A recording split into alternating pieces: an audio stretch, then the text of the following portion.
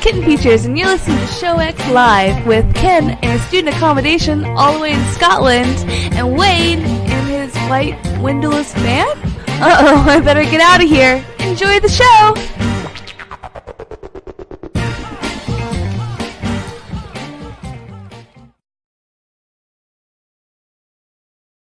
Hello, everybody, and welcome to Show X on VTWProductions.com. Listen live at 2 p.m. Eastern, 7 p.m. GMT, this, the 23rd of June, 2019, and welcome to the show, everybody.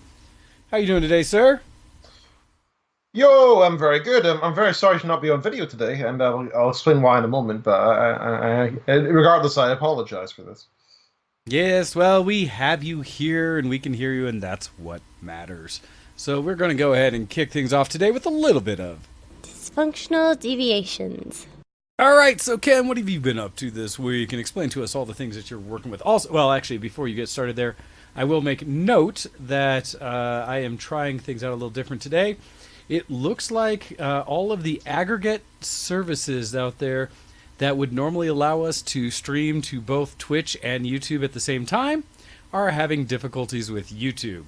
And so right now it's kind of a, we don't know why YouTube is doing what it's doing, but it's not playing nice.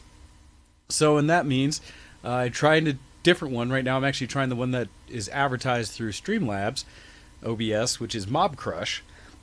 Linked it to all the accounts, tried to test it earlier, but for some reason YouTube is still just not doing. So right now our plan is to stream live on Twitch, as well as, oddly enough, I'm also streaming on Mixer right now, not knowing if anybody's going to be watching through Mixer. It'll be interesting to see.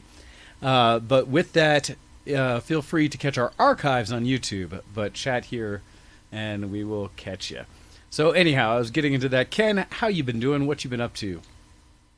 Yeah, I've been pretty good. So in regards to the video stuff, basically what I had, in fact, my audio wasn't working until about 20 minutes ago as well, because what I did was, about 4 or 5 days ago, I thought to myself, you know what, I've been really wanting to redo my office, my study, and because, okay, so the long story short is that this is something I've kind of been avoiding talking about, I guess, because it's something that's a bit hard to explain, because people have these sort of like innate biases about this kind of thing. But basically, me and Kitten quite enjoy sleeping separately because it's just comfortable. This is something that Ken, you and I had talked about off show prior. Yeah. So it's the kind of thing that I think, I don't know if most is fair, but at least in my experience with my family and other families that I know that are close, usually parents and usually grandparents get to the stage, usually when they're about 50-year-old or so, where they start saying, you know what, we've got lots of spare rooms. I like sleeping separately because then I don't need to worry about snoring or getting up early or going to bed late or whatever. And the hassle is, we've got 2 dogs, so if one of us wants to sleep in, the other one can't, because the dogs want to get up at 6 a.m. every morning. So everybody gets up at 6, which is just a pain. So what we've been doing for the past couple months is sleeping separately. We only have one bed, so we've been using the couch, which is not exactly ideal. So the plan is to very soon put together in the spare bedroom another bed that'll become my new bedroom, and that way I'll have my clothes through here as well. And it means that in the morning, if I need to go into work, I can go into work without bothering Kitten, or vice versa. If she needs to go into work and I don't, she can do the same. And that means that we can actually, maybe one of us could occasionally get to sleep in. It'll be awesome. As well as that means we're not disrupting each other during the night or whatever. And it also means that, whenever we do have people stay, we can just change the sheets of one of the beds, and our guests have a spare bed to stay in, which is even nicer. So that's what we've been working on. And to that end, I've been slowly redoing the office to accommodate this. And one of the things that's a bit of an issue is, well, the office is full of show lights and microphones and a computer desk and all this kind of stuff, which take up a lot of room, right? I mean, I'd say a third of the room is taken up with stuff for, like, even though I'm working from a laptop, a lot of this stuff is just around the place. And I thought, you know what? We've got quite tall rooms. What would be really nice is if all the things that I need for the show were just attached to the roof, and then I just had some kind of like, I don't know, pulley system or something, where I could just maneuver things when I need them, and it means they're out of the way the rest of the time. Okay. And so I've now purchased the pulley set, and I've assembled it, and it works really nicely. I've not attached it to anything yet, but it works quite nicely from what I can see. The microphone and the camera and the lights are all very light things. Okay. They're really not heavy at all, so there'll be no pressure at all on the ceiling. And plus, I've got nice big nails to go right into the rafters of the ceiling, into the attic, so that we'll have good support and everything. Okay. So that's all fine. And I got all sorted, and I was like, okay, I'm ready to do this. And I went to go use my drill, my power drill, and I started going for about 2 seconds, and the drill died. I was like, shit, I need to charge it. And for the life of me, I couldn't find the charger anywhere. This was on Wednesday or something. So like, it's fine, I'll just buy a replacement online. And I could not find online at all for some reason, because this is a set drill. Like, it comes with a bunch of other stuff with it. It's like you get a big box full of different drill pieces and like a metal ruler and cable detectors and all these other like fancy things all at once. I couldn't find a replacement charger. I found one that would fit, and I thought, I'm sure that'll be fine. It's quite cheap. I may as well just try it. So I purchased that. That came yesterday. I plugged it in, left it for a couple of hours, picked it up. The drill lasted for 2 seconds before dying again. So sadly, even though at this point now disassembled the microphone, the camera, the lights, and everything in preparation for what I was hoping would be done for today, and I had everything planned for working today, but due to two mishaps at the same time, it means that everything was disassembled for the show. So I've now put it together, except for the lights and the camera, but I've got the microphone stand back up and ready to go. So you can hear me okay. Yeah. But it means that sadly that everything else isn't quite working correctly. Now, I think this is going to be quite an exciting thing, because it means, like I said, things will be out of the way, and it means I'll have a lot more available room. Because as you guys noticed, I moved to the couch recently as well. That was another step. I want to get rid of the computer desk as well. Now, my only concern is I haven't quite worked out how I'm going to stop the problem of rotation. So I could attach each thing to the roof twice, which would mean that at least on one axis it would stop rotating as much. And I think it'll be fine for everything except for the camera. I mean, if the microphone moves back and forth, so long as it's not moving on anything that makes noise or any vibrations, that's fine, right? Because nobody will be able to tell the difference. But if the camera is slowly swaying, I might be giving everyone seasickness. So I need to think of a way of maybe putting like a solid weight on it. So do you have pulleys set up for each individual thing, or for the whole collection? Yeah, currently I've got 3 separate pulleys. Okay. With the thoughts that I can attach the camera to the same thing as the microphone if I need to. So I'll only need to hold up one light and one microphone and camera on the one thing. So technically I've got 3 for 2 things. Okay. So I think I could make that work. If I need to, I can pull the trigger and buy a 4th one. It's hardly the most expensive thing. Well, because one of the thoughts I was going to say as well is, and this might sound silly, but you know those mirrors that you might see in a hotel or something like that have the bit of the accordion kind of thing that lets you pull it towards you so you can look in close to the face mirror? Oh, yeah. Like attaching one of those to the wall with the camera on it, so that you could like that's a cool idea. Pull it and swing it out towards you and then pull it up to the right position. Oh, that's a great idea. Like a what do they call, like a diamond arm or something? I don't know. Something. It's a little like accordion arm type things or something like that. Something where you can truly just push it out of the way, but when it's showtime, you can just bring it out and be like, hey, it's right there. Apparently it's just called a robotic arm, or a scissor mirror. Yeah, scissor mirror is kind of those things. So I'm wondering if you can get just the arm, because all it is, cross pieces of metal or something that kind of go back and forth. I see some things like this, but they seem to be like the kind of microphone arm that I already have, which is really not flexible whatsoever. It works nicely, it keeps the microphone nice and stable, and attaches to a desk, but it's not useful for a wall at all. Interesting. But yeah, I'll have a look around. I mean, that kind of thing's great. Because in the end, all I really want to do is have something that can... Oh, I found one, actually. Oh, it's £130. So my challenge was, I figure too many of them are likely going to be kind of expensive because of what they're specifically designed for. But I figure if you could just find that, like, mount itself, not like the actual mirror one that you'll find, but just whatever that swing arm would be called. Yeah, I can't seem to find. I don't know. The ones I am finding are ridiculously expensive. I'll have a look around because that's a great idea, actually. Um, but yeah, the microphone and the lights can definitely go above. I mean, if the light swings back and forth, it'll just look kind of natural. If anything, it's not a bad thing. But that'll be nice. It'd free up so much space, and it means I can just, start continuing on the home improvements, which is neat. So as well as that, let's see. Today I went to a bike safety course, which is, I think me and Kitten were the only people there who are not bikers. So this is like people who ride motorcycles, right? Oh, gotcha.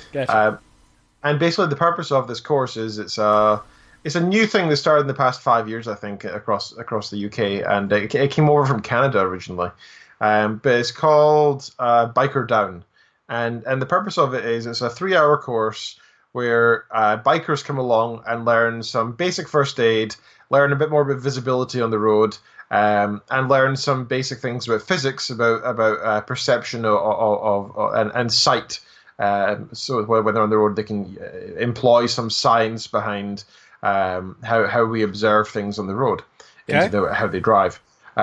So it was very interesting, and I'd say 2 out of 3 hours of the thing was very useful to me. I mean, I've already done 2 first aid courses in the past, one military, one civilian, and I've got a certification for being a first aider.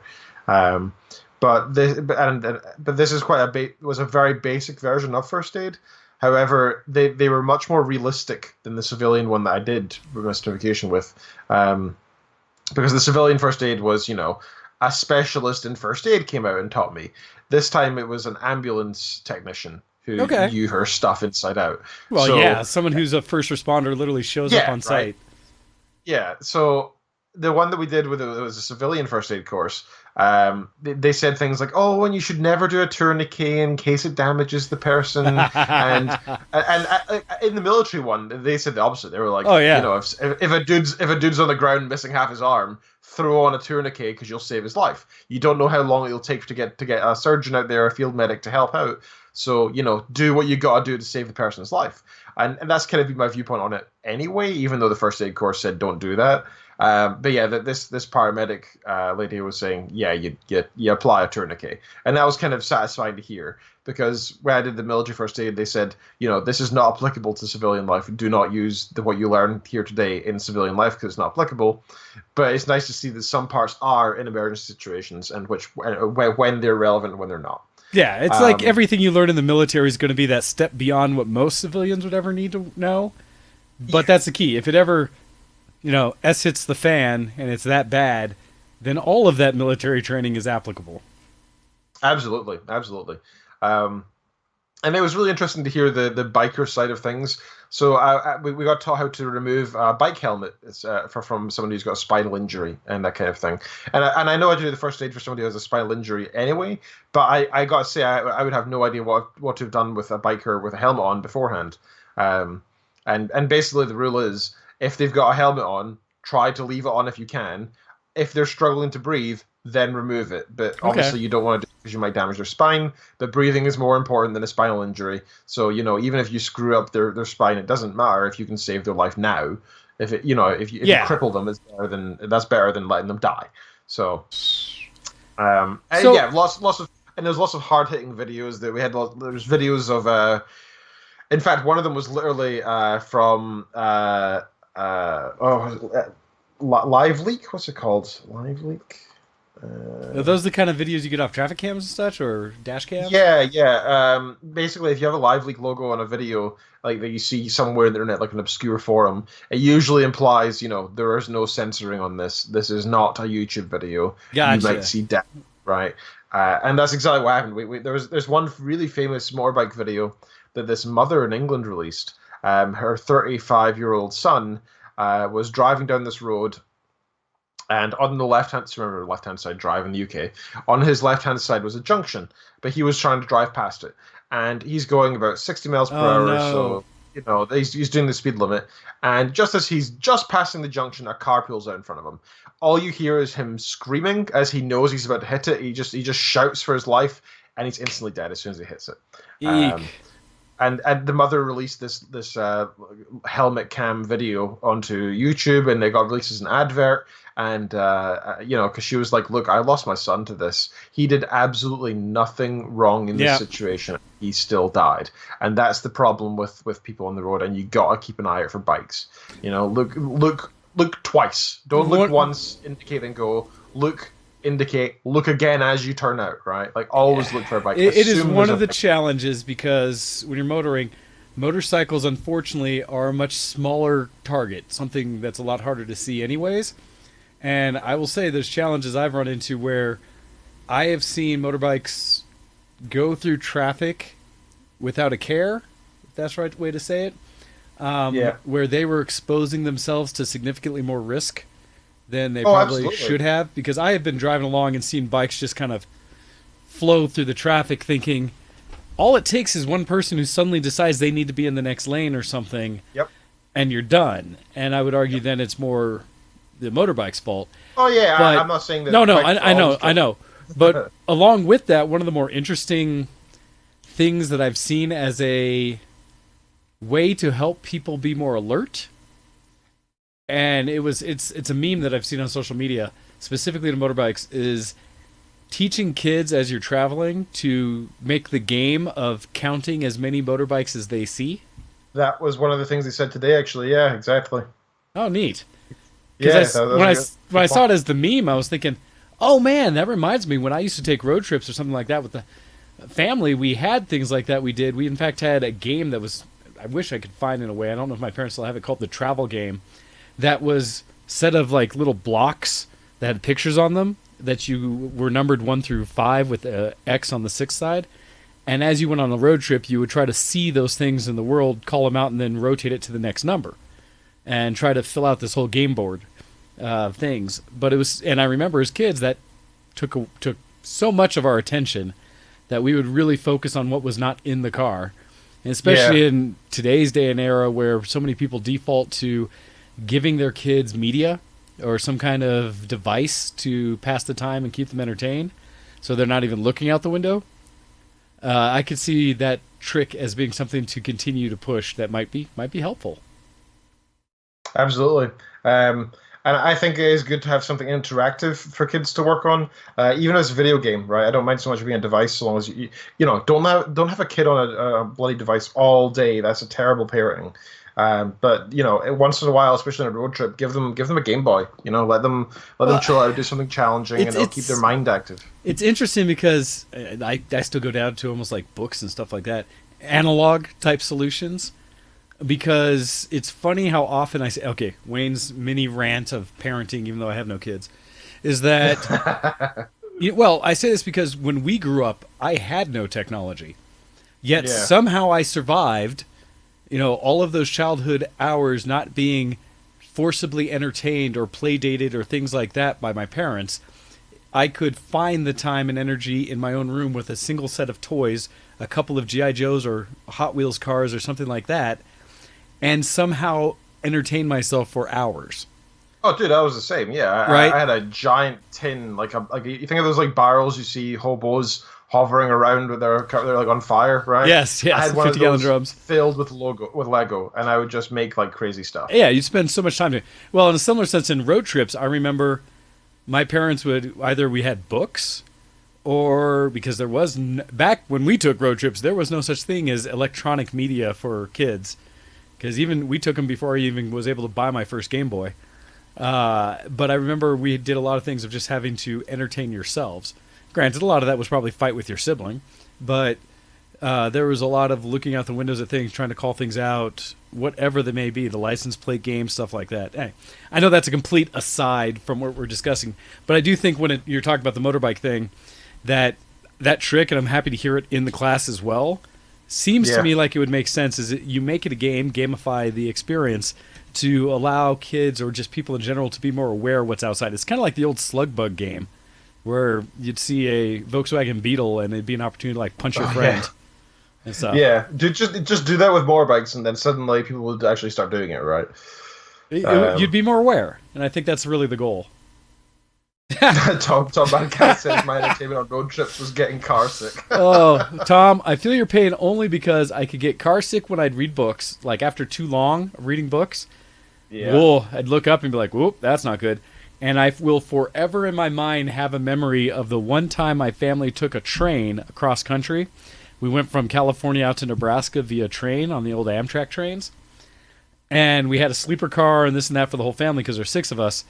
And man, if I wasn't nauseous the entire 3-day trip, I spent most of my time in bed because what it was for me is I was susceptible to the constant motion and slight rocking.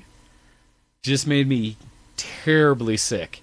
So apparently the best way to get over that is to keep doing it. Well, and that there's truth to that because for me, when I took my first cruise on a ship, for the most part, I was fine, but when I'd have dinners or something like that and just be sitting in one of the rooms that was not right in the center, slightly off end, and just feel the constant like movement over the waves while trying to eat, it really hit me hard. But then the next time I went, and subsequent times when I was on smaller boats where there's more motion, I've gotten over that. And so for the most part, boats no longer make me motion sick.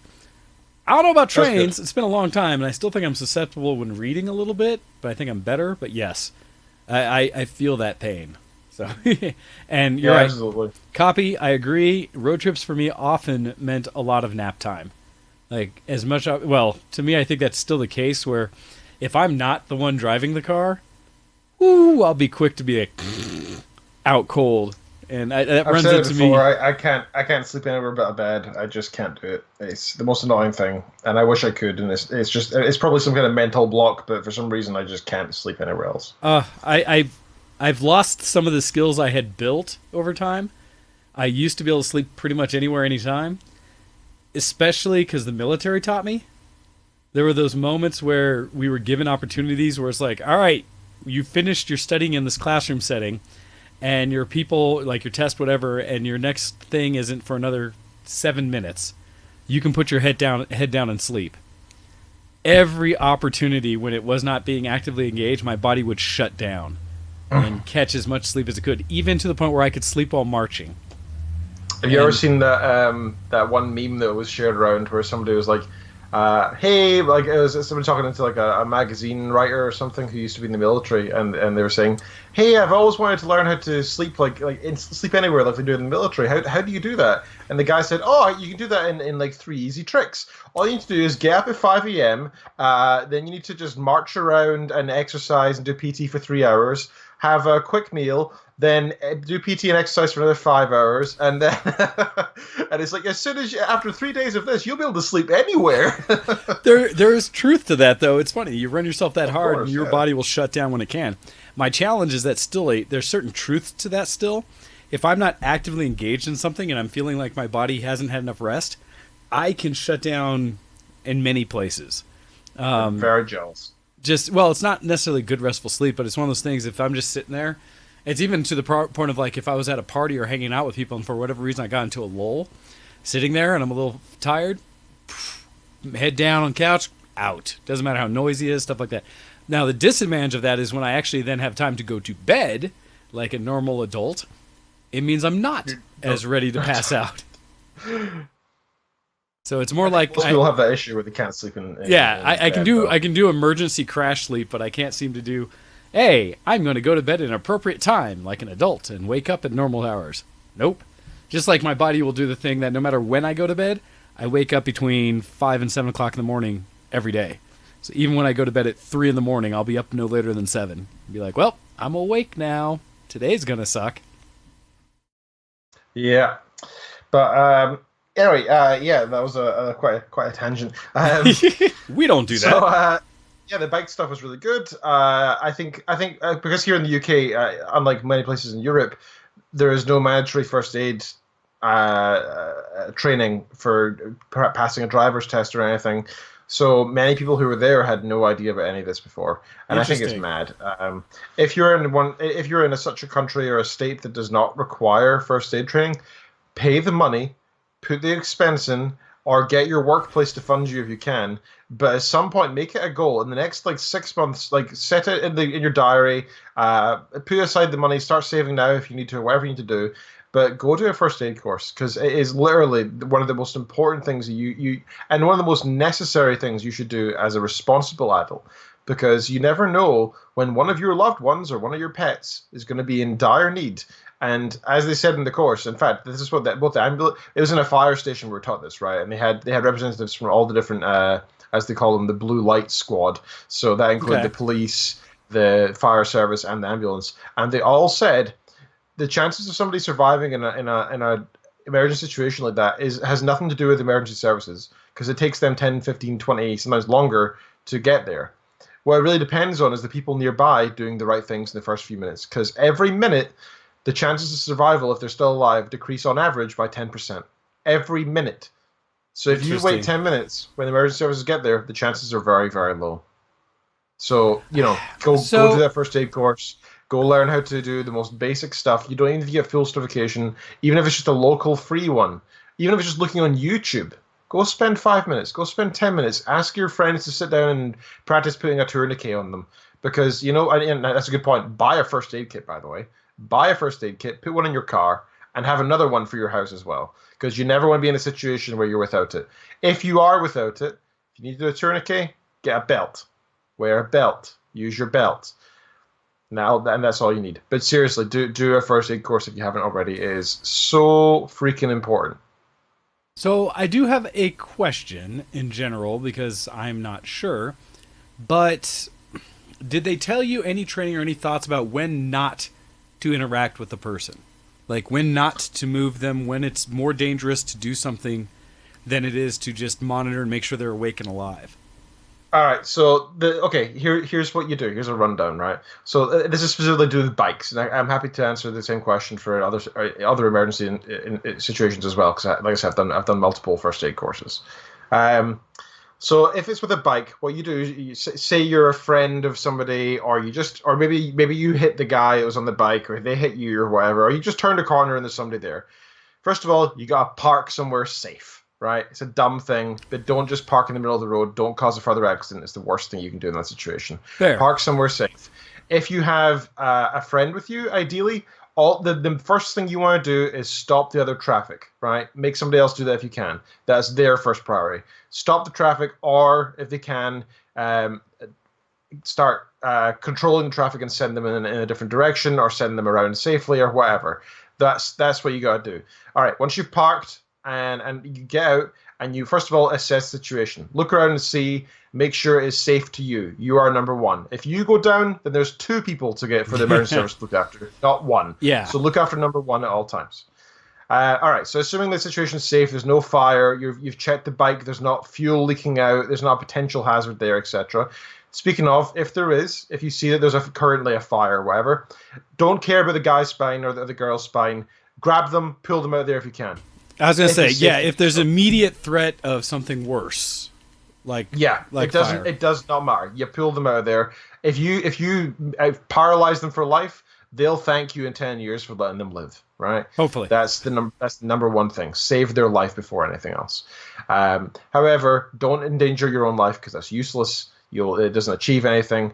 And if it seems like the situation is safe, say the bike's fine, or say the bike's miles away, right? Say the bike went flying into a forest or something, and there's a biker alone in the road. You don't need to worry about that. Don't move them, right? Just assume there's something wrong with their spine. Okay. The only time you move them is if they are vomiting or they're making a snoring noise. So that means their airway's clogged in some kind of way. Gotcha. That's the only time you move them. And even then, you got to be really careful. Like, ideally, you'll have two people to help remove the helmet. And then once you've done that, you'll move them into a position where either they can throw up safely, or you just hold their head up and clear the airway as best you can. And what you do is you thrust the jaw forward to let them breathe more carefully. If you can see that if they're fine, like maybe they're conscious, maybe they say they're okay and stuff, and they start taking off their helmet themselves, let them do it, because if they'll know the pain threshold, they'll know what they're doing. If they can remove their helmet, etc., then that's great. Okay. Don't be that douchebag who throws them down like, no, you can't do that. How dare you? The next big thing. So keep an eye on them. Call emergency services, of course, and of course you should call emergency services straight away. Right, that is your number one priority. After you've parked, call emergency services. They'll talk you through it, right? Even if you don't know, you don't remember, maybe you're too panicky, maybe you're nervous, you got adrenaline going through you. They will talk you through exactly what you got to do. Give them the best location that you can as to where you are. Especially if you're a biker, you might be exploring country roads, you might be in some rural area that has no road signs. Talk to them about landmarks. In the end, they'll have a crew of policemen, firemen, ambulance people who work locally, and they'll have local knowledge. So even if they don't know even if the call handler doesn't know where you are, the landmarks that you provide might be enough to help find you. So then you're going to concentrate on breathing. If they're not breathing, then they've not got a pulse, right? It's as simple as that. So if they're not breathing, you begin doing CPR there and then, and you do not stop. You do CPR until you are exhausted. And by the way, most people get exhausted from CPR in about 5 minutes because it is an incredibly strenuous thing. You want to try and do compressions in the center of the chest, about 10 centimeters depth. That is a lot. That's about a third of the chest in. If you're doing this on somebody who's like an elderly patient, you are going to break ribs. Keep going. Well, that's something that happens, I think, on more than just elderly, on a large section of people that I think a lot of people don't realize, and something to definitely be aware of. Like CPR is very ineffective. Like most people do it wrong, and which is why you should go on a first aid course, by the way. And it's really difficult to get right, and you're going to cause a lot of trauma to the body. But if the person's not breathing and they've not got a pulse, the chances of survival are nil. If you do CPR, their chances of survival are above nil, and therefore it's worth doing, right? If you break all 12 of their ribs or whatever, it's worth it. Like if they're going to be in intensive care for the next 6 months, it's worth it, right? Like do it. Do your CPR. As for people asking how do you, the most basic thing you need to know about CPR is you need to do about 120 compressions per minute. That is the same beat as the Bee Gees. Staying alive. Interesting. Beat to that. That's literally the song that you're going through your head as you're doing CPR. You don't have to do breaths if you don't want to. There's nothing that's not so important these days. Getting the main thing is that you keep the heart going. If the heart is going, the chances of breathing are pretty high. If there's a second person there, make them do 2 breaths, called life breaths, into the person's mouth once every 30 seconds. Right, that'll do. Otherwise, don't feel like there's any need to. It's not the most important thing. CPR if they're not breathing. But of course, the only if you do nothing else, make sure that you call the emergency services when you get to any scene of an accident and clear the area of people, because there might be a crowd if it's an urban situation. There'll be a crowd of people standing there. If there's going to be a bike that's about to explode, if the fuel tank's about to go off, that'll cause more accidents. Keep them back if you can as well. And also enlist people. Take charge, tell them what to do, get people to control the crowd, get people to move the vehicles away if possible, and it's safe to do so. Get people to help you remove the helmet safely, because it takes 2 people to do that. Get somebody to do CPR on different people if they need to. Get somebody else to call the emergency services and stay on the phone to them to give them directions, and so on. Enlist as many people as you can. If somebody turns out to be a nurse in the crowd or a doctor, let them come in and do what they need to do. But generally speaking, what emergency services will do is if they see somebody doing CPR, they'll let them continue. Stopping CPR is more dangerous than anything else. Plus, the ambulance crew needs time to take out their equipment, take out the oxygen tanks, take out the bed, etc. If you're doing a good job of CPR, they'll let you continue doing it. Same with cops. If the cops show up and you're controlling traffic successfully, they're going to be more concerned about trying to help save lives, and they'll let you continue controlling traffic. So don't feel like you're a powerless person when you're on the scene. Most people have the bystander effect. Like, if there's a big accident, there can often be 20, 30, 40, 50 people standing in a crowd around watching somebody die, because they'd rather do that than actually interfere. Be the person who steps forward, take charge, control the situation, control your adrenaline, and be the hero of the day. Even if they don't survive, at least you'll know that you did something, And I won't go on any further. I realize I'm preaching at this point. But so it was a really good course. And if you take away anything from what I've said today, please do a first aid course. Please get your employer to pay for it, or if not, do it yourself. Keep an eye out. There might be free ones as well. Just do a quick Google search. It's a couple hours of your time, and it could save your loved one's life. It's something that everybody should do. All right. Well, that sounds like you actually did quite a bit that wasn't geeky this week, as you were learning to save lives. That's true. I think I had one more thing I was going to mention, but I don't know if I can remember it. That's why we have notes, sir. No. Yeah, no, I should be taking notes. Well, I had that's not important. Yeah, so I have 39 days or 38 days left of my PhD now. Oh, nice! Countdown's happening. Now the key is end of next month. The key is, because I know you've been busy on this. Do you feel as though you are keeping on progress? Yeah, it just feels like there's a lot, and that's fair. Just so much. As long as you feel like you're chipping away at that each time, that you're doing a little bit more and a little bit more, then I think you're okay. Because I think that's the main thing that gets me through. Is even with my costumes and things like that I keep getting into. As long as I have set a date for when things have to be done, it is learning to make sure I make little bits of progress every step of the way, and understanding if I'm not at a certain point in my progress by a certain date, realizing I will have to cut out certain things to make it work, right? With the costume, it means I may not finish every piece. With what you're working on, it may mean you won't go into as much depth about a certain piece as you maybe want to. But it's knowing that at least you are on a plan that will let you finish by the time you want. And I think that's an important lesson people can do so they don't get overwhelmed. And it's been that's one of the things one of the first bits of advice I was ever given about my PhD was there'll be a point at the end of your PhD where you're still frantically working and the deadline crops up and you think, I'm not ready, I can't do this, it's not finished. Remember, you need to draw a line at some point, because the work can always be improved. There's always going to be some extra correction you can do, some spelling checks, or some extra literature you can review, or whatever it may be. But at some point, the project needs to end, and that's one of the biggest assessments of your PhD, is that you can actually finish a project. If you keep extending it, that's not a good thing. Yeah. It's better to just hand it in at some point and draw a line and say that's it done. You have to get it done. Happens in the real world, right? Yep. No, that's good advice, and it's one of the things I've been doing to try to strike myself from any procrastination stuff, which is admittedly a nature I've had for some time that I'm working hard to get past, and finally feeling like I'm making progress with it. All right, so with that, that's good. If it's all right, I will go into the little bits of what I've been doing this week. Sure. Actually, surprisingly, I think we'll finish up on plenty of time for the break. But what have I been doing first? So, as I told everybody, I'm trying Mop Crush right now. You can catch us on Mixer.com as well as on Twitch, and eventually we'll archive to YouTube, since that doesn't want to work. I have not been as geeky this week, but I have been doing some real-life things. What the heck? Go away, you silly thing on my phone. Huh. But that was weird. Something just started on its own. Did it hear your voice or something? No, it wasn't like Siri or anything. It was just like an ad that was sitting on the screen suddenly started playing and making noise. Bad. That's creepy. Yeah, maybe I just lingered on that screen too long and it decided go. I don't know.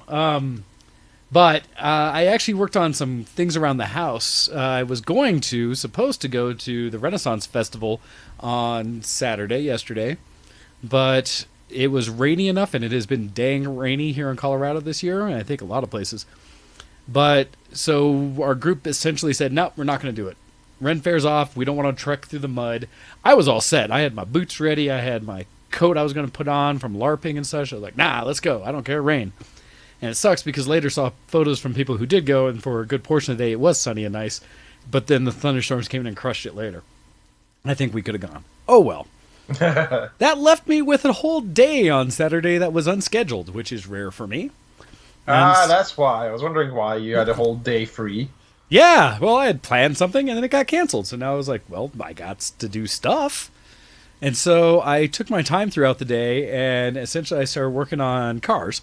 First thing I did is, and I don't believe he'll be listening, so won't wreck any surprises, but Lieutenant Fork is off in training for a new job and is gone for basically a 2-week period training, and during this time has left her car at my house so that when she went to the airport, she could come back and have her car and easily drive home. And so I had taken her to the airport. Well, having her car in my possession gave me some opportunity, and primarily what I was doing is a few years ago I had bought her I think it was a birthday present, where I'd invested a little bit of money and bought her a self-contained subwoofer box. I remember this. Yep. Yeah. And when I tried to get that box put into her older car, I just couldn't get it to work. Like, for the most part, started to get it to work, and then something about the setup didn't work out. Done. Didn't work out. So I actually took the box back and wanted to check on it. And it's been in my garage for the last, 2 years. And so I went and looked and said, well, I wonder. And so I did two things. One, I set up, and I'd had this in my mind forever to do this. Maybe it's a little geeky, but I have several old car stereos that I've used for upgrading other vehicles in the time, or changing over from when it was originally like my FM, AM radio in my old truck, to putting a tape player in, to putting a CD player in, things like that over there. So I have a couple radios that I've had in possession. And I kept thinking, I should be able to run one of these radios without having to install it in a car, right? And so I was like, how would I best do this? And my thought had always been, I've got a bunch of these old power supplies from computers that are sitting on my shelves, because they're 12-volt based, correct? 12 and 5-volt base. So I figure I can come off a 12-volt rail, and cars are 12-volt. I should be able to run it. So I put together a little test bed in my basement yesterday. Yeah, so the photo, yeah. Yeah, where I took an old ATX 250-watt power supply. So not even worth putting in a gaming computer or anything like that today. But one that I had sitting there, pulled it out, did some YouTubing, video or Googling and stuff like that to figure out, all right, how do ATX power supplies get told to turn on? Because in the past, you'd plug it in. I remember back to the old AT power supplies where they had a separate connection for a physical switch. Now they get told by the motherboard to turn on and off. And so I was like, how do you do that? And I looked up videos. Really easy. You just jumper two of the connections in the 20-pin connection off the ATX power.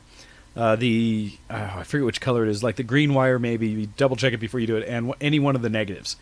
And just put a jumper between them, and boom, it kicks it on. Awesome. So I knew I could now power the power supply without having to have a motherboard or something. So then I did multimeter in there, testing to figure out which colors, which rails give you the 12 volt. So the yellow and line off the Molex connections is 12 volt. The red is a 5 volt. Gotcha. And then I did some wiring connections between that and the stereo. Boom, kick it on. Stereo power's on. Yay! So success there.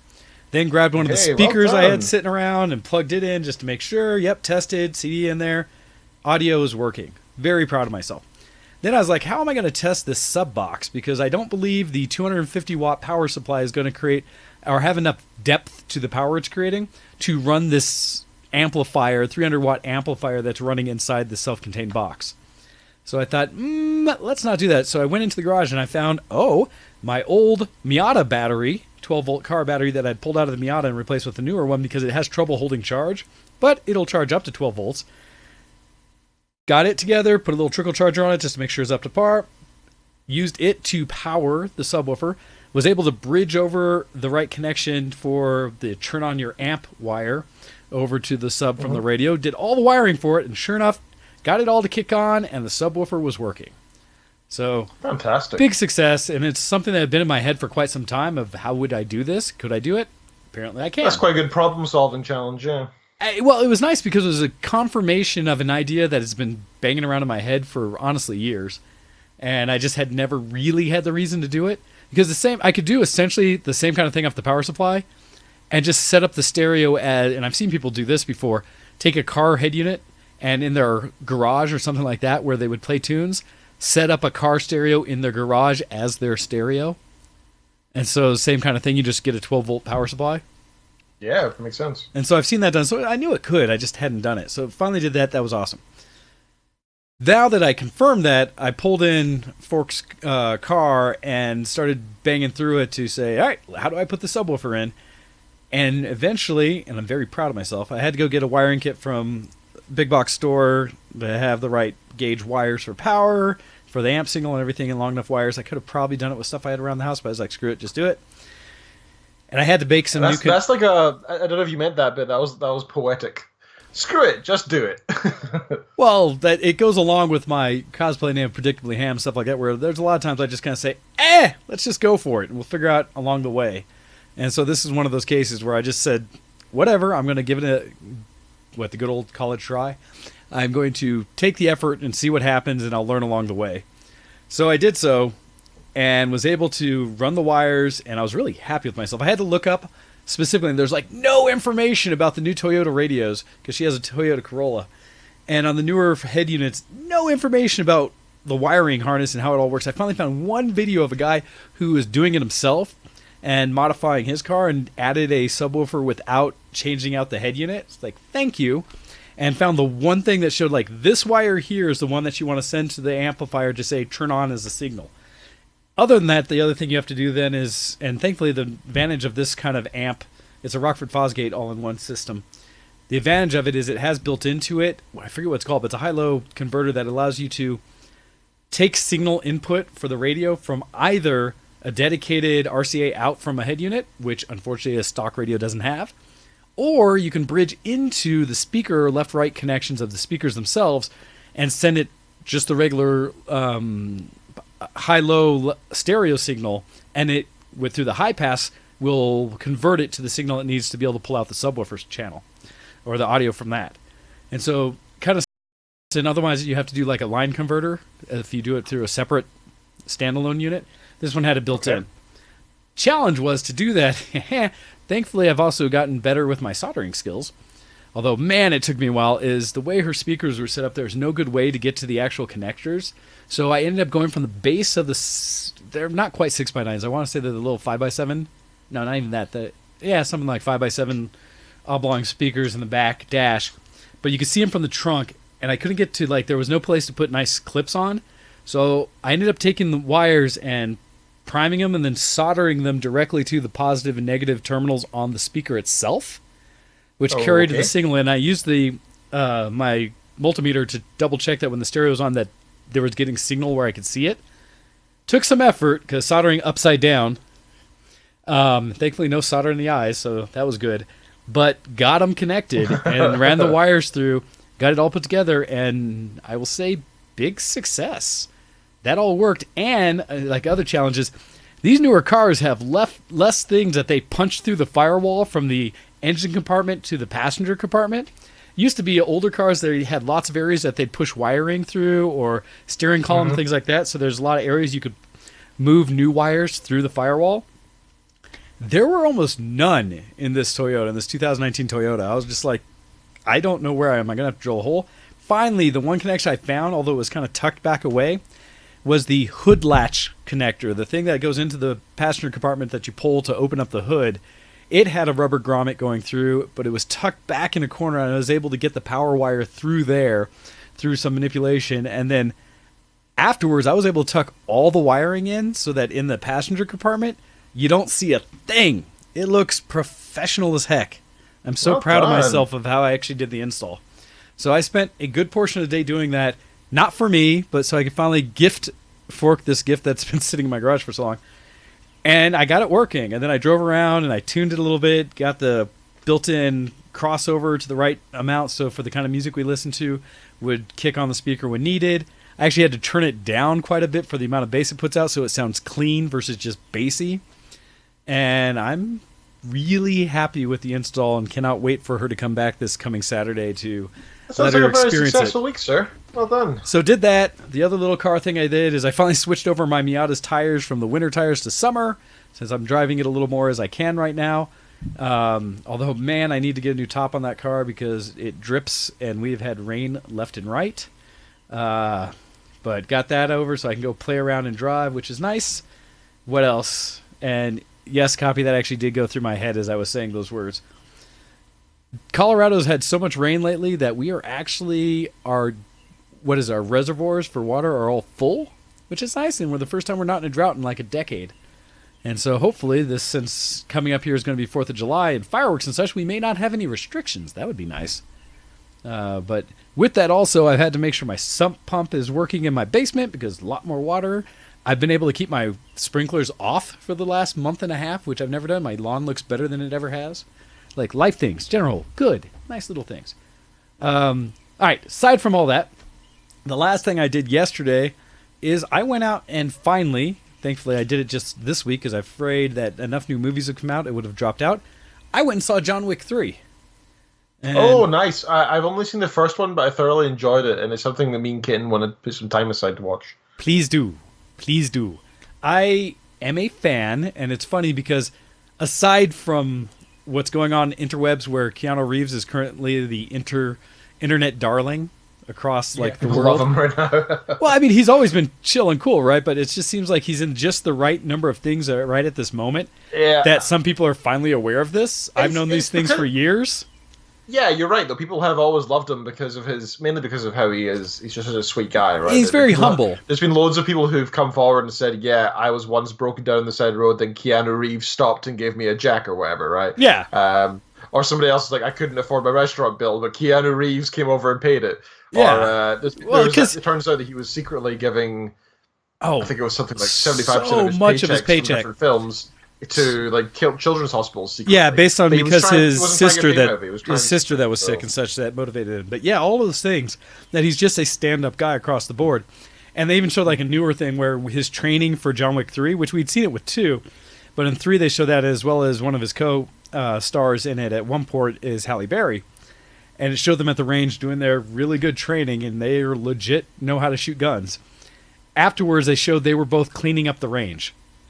Sweeping up the casings and all this stuff because they're good people. They're not divas and trying to be stars the whole time. So things like that. But anyhow, John Wick, for anyone who hasn't seen any of the movies, is a fantastic action series. And it shows how I would say gunplay, fighting, things like this in a much more realistic way than many things do, to the point where there's also been a lot of people who've analyzed how they do things in the film, and people are like, yep, that's correct. The way they breached that door, or the way they went through there, the way they reloaded, the way they did this and this, all correct. And so I love that. That just makes it so much more fun when you're watching it, because you don't feel like you're just watching some actor screw around. You feel like you're actually watching a professional now. Absolutely. And so that was a really neat thing to see. As well. And I will say that the movies throughout John Wick have more adrenaline scenes in them than many action flicks I've ever seen. And they do it in a very visceral way. And so John Wick 3 is no exception. They amp things up every time, and it gets a little bigger, a little more going on. And it's neat because they also do a little more to expand the world of John Wick. Talking back to the first, for people don't see it, there's a certain style that goes with it where his past showcases this world of assassins and things that exist throughout all of the world, and how he had been a part of but got out of and it gets pulled back in, and that they have their own set of rules and things they do and how they interact that is unique to that world, which to me is very engaging. It to me is exciting. I love mechanics of a world. I do that even in storytelling and books. The rules that you set forth that people or characters have to take part in excite me. I like when people have that imagination, they can explain it to me as to how the world might work if it was real. They do the same thing in John Wick, and so they show how they have this certain level of honor and certain rules that you can and can't do, and different organizations, political structure and things like that, all under this higher level called the High Table, that is essentially this organization is all run by this top entity, and very strict rules underneath, and how John basically breaks some of the rules as going through and the consequences that come out of it. And that carries over from John Wick 1, 2, all the way into John Wick 3. And it's something that the action sequences in this movie are on par with the previous, and I would say even continue to step things up. There were more. I went with a cosplay friend to see it, and the theater was fairly empty because it's been out for weeks now, and all these new ones are out, these new movies. But there were so many scenes that as a collective group of probably 20 of us-ish in the theater, did you're watching the fight happen, and someone dies in a very specific way, and the whole audience was just like, "Ooh! Oh, man!" And you just see the way some people die, and you're just like, damn, that, ooh. In that sense that you can kind of almost feel or share in what that experience might be like, or just the understanding how bad it would be. Whew. They do a lot of that. And I think they did a wonderful pacing throughout the movie where you're adrenalized through many pieces of it, where you're just like, action, action, action. It builds up. You see more coming. Little moments of like, oh, that's going to happen. And then it all just pays off. And I was very happy because I could see the way I was watching, and I didn't want to spoil or try to talk through it with anyone with me in the movie, but just my own observation was, I saw the moment they entered a showcase scene piece. Like, it's almost like going into a boss level fight in a game, where as soon as they showed up in a certain scene and I looked at what was in the environment, I stopped and said, that's where a fight's about to happen. It is too well organized and too many good things for this kind of fight scene to not take place here. And sure enough, I was right every time. They do it, and it's just a showcase of violence. And very creative violence, I think. And I would love to, there's got to be something out there, but I'd love to see some kind of counter to show what the body count is as it goes forward in the movies. Not even just John Wick's, because that's going to be silly by itself, but overall in the movie, just like, how many people done get killed throughout this movie? Or throughout the series of movies? Because it's got to be pretty high by now. They use different environments in ways you haven't seen. I think this one had some of the best and most, in many cases, realistic edged weapon play, knife and sword play that I've seen in a movie. Where the way they did what they did with it were very, yep, that would absolutely be how you go. It showed that in many cases, knives will not kill you in a single stab or cut, which I really appreciated. I agree that a stab will not kill you quickly, generally speaking. However, it will generally speaking disable you. So it depends. It depends on where you're cut, how you're cut. It depends how much cocaine's in your system. Oh, no, not at all. No, there's multiple. Actually, it's a wonderful kind of study you can do about things. It's more the mindset of the person, because they talk about this if you ever watch in situations where there are standoffs between like police officers and criminals and there's gunfights, how often a criminal may get shot multiple times and still perform, be able to continue running away or continue to shoot back, things like that. Wow. Where often a police officer will get shot once and they're decommissioned, they're out of the fight. They may not die right away, but they're no longer capable of fighting, although it's surprising how many officers will die from a wound that may not have initially been fatal. One of the thoughts on this whole thing is it's your mindset, where criminals, when they're already in a situation where they know they're doing something and they know what the potential consequences are, have already accepted they may get shot, they may get stabbed, something may happen to them, and that it's not the end of what they're doing, that's just a process that they may have to work through.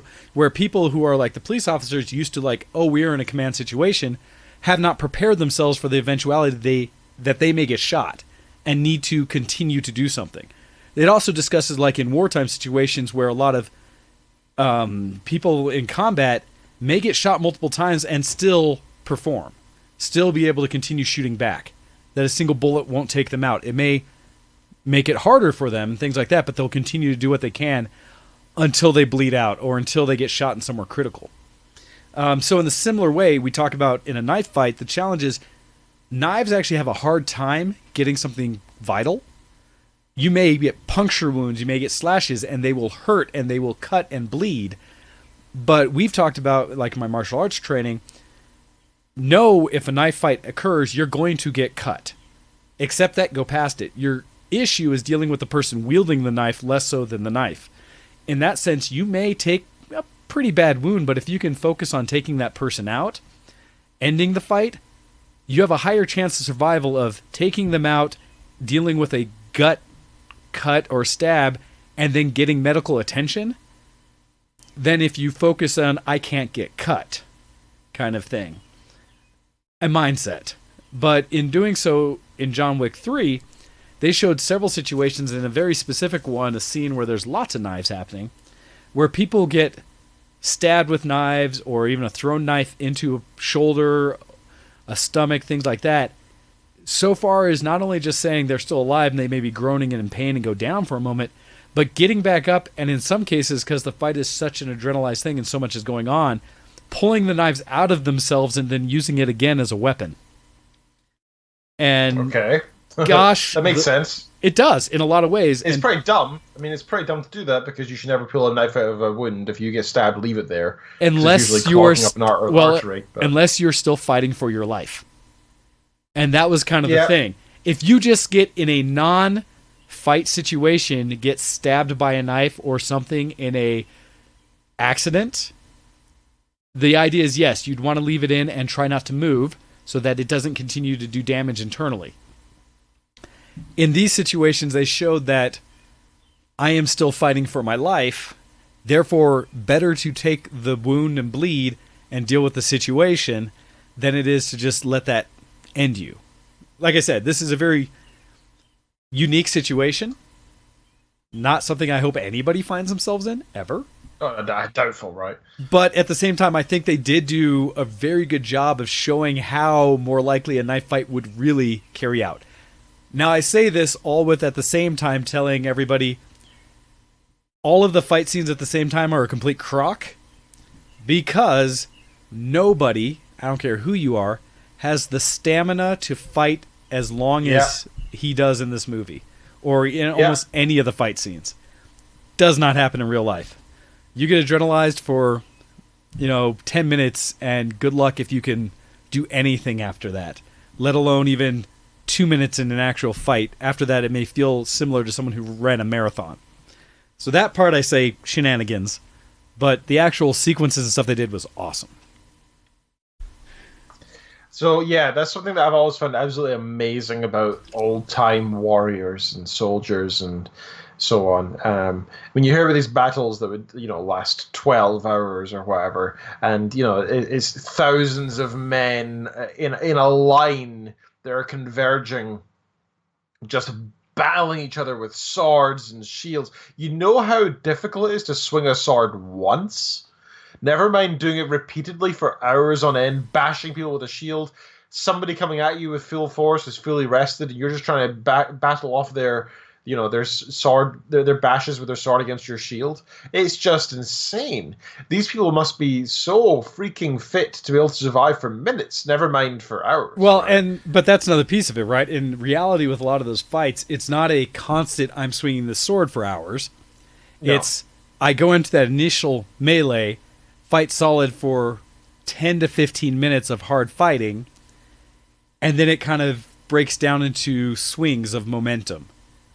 And it's moments of resting as you're working your way towards the next foes, however long that may be, 5, 10, 15 minutes of nothing, and then another blitz of action, and a blitz of action.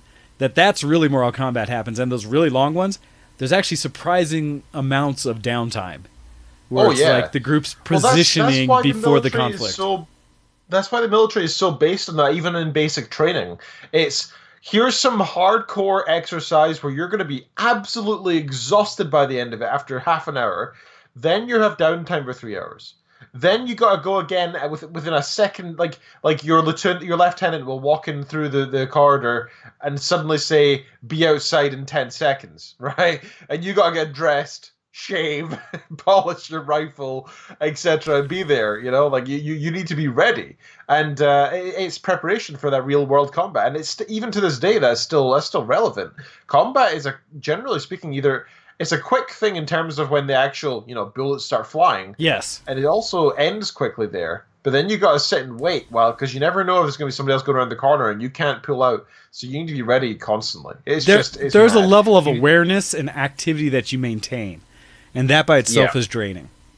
And that's why we were saying earlier, you need to be able to catch sleep and you need to be able to knock yourself out when you need to, because you'll need to catch up with your sleep whenever you can when you're in that kind of situation. Absolutely. All right, so with that, as it's about time for us to take a break, everybody, if you like action flicks, if you don't mind a bit of blood, and there are some scenes, especially in 3, where, you see the way people get injured that you're thinking, that is about as awful as I can imagine something like that occurring. And there's a couple of moments where you get to revel in it for a moment, where you get to see it coming, and then it happens. You're like, oh, yep, that looks just about as bad as I thought it would. And at the same time, somehow not be truly gory, I would say. Still a lot of blood. But in some way, for some reason, for me, I didn't categorize it as gore. So much as just like, yep, that would happen. More like Saving Private Ryan in a lot of ways, just action with the consequence of action. I highly recommend the series. I would say if you like Keanu at all, if you like really good, solid gun and knife play, check it out. Some fanciful things, a bit. Not crazy. More just no way that would last as often as it did or as long as it did. And if you know the story going through it, this one starts essentially right as the second one ends. So the second one ends, imagine a couple breaths, change of scene, same day, 3 starts. And it just continues on adrenaline. So highly recommend. I loved it. I think others would enjoy as well. Last thing I was going to say before we take our break, I'm now waiting. I won't say bated breath. Tuesday, supposedly, I should get my camera back from Canon.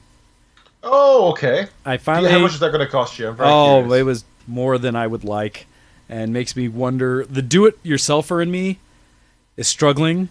Dude, cameras are such precise instruments that a single... But you know what? Like a bit of dust lying somewhere can screw Absolutely. up. So, but what I have found is that in my experience, as long as you understand the kind of things you have to take into consideration to make sure your environment is prepped as best it can, and you take your time and take the steps necessary, almost any and everything that you might experience in your daily life, you can fix yourself. There are some things that maybe take a bit more technique and skill when I look at micro soldering and being able to do things with circuit stuff, which I'm still going to do more of. But that may take some practice and not something I could do right out the box. Now, granted, I've been described by others as well as being somewhat handy and willing to just learn new things and try things. And I know a lot of people are not.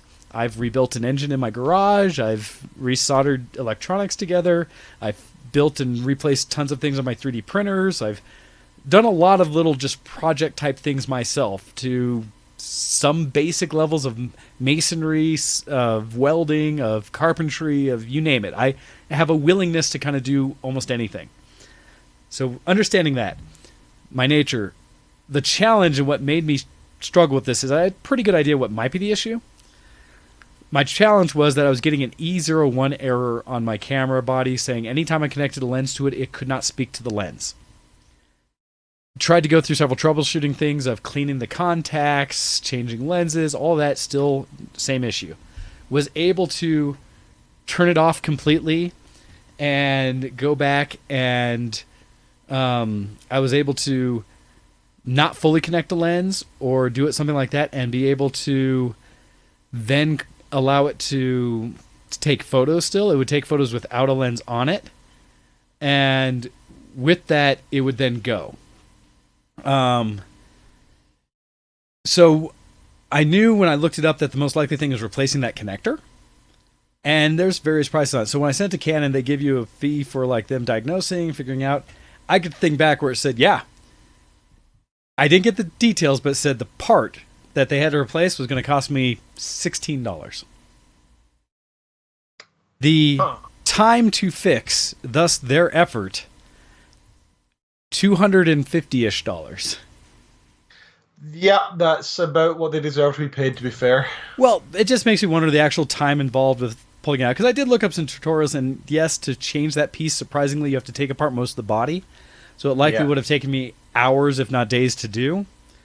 But there's a piece of me that thinks I probably could do it. It would just be difficult. So I'm happy. It's out. It should come back. With that, hopefully, Canon is going to support their work. And therefore, I should be cool with it. I should expect that it works how it should when I get it back. And worthwhile, so I don't have to go invest in a new camera, because I was looking at $2,000 for a new camera if I was to have to get something after this. So saves me money there. It ends up costing me just under $300, but I should have my camera back, and hopefully it'll all be good and happy. Well, dude, like I said, if you ever decide to sell that camera, you can now do so, right? You can't sell a broken camera because nobody wants that, but you can sell one that's been fixed. Then that's you can. No problem. Yeah. So we'll see what happens, but I'm looking forward to that, especially as I have to plan for an upcoming wedding shoot, things like that. Just means I'm more confident that I'll be shooting with my best equipment again. All right. So that was that piece. Last bit. Waiting on the camera back. Should be in on Tuesday, I think, and I look forward to being able to play with it again. But we're going to take a break. We're going to listen to a song from OC Remix. This is going to be a mix from Black Panther. It's a GoldenEye song that was it? Something about the train depot. So catch this. We'll be back in about 5 minutes, and we will continue on with our Geek Cred and whatever it is you guys have sent in for us to look at showx@vtwproductions.com. So with that, we'll be back right after this. Send in your emails to showx@vtwproductions.com.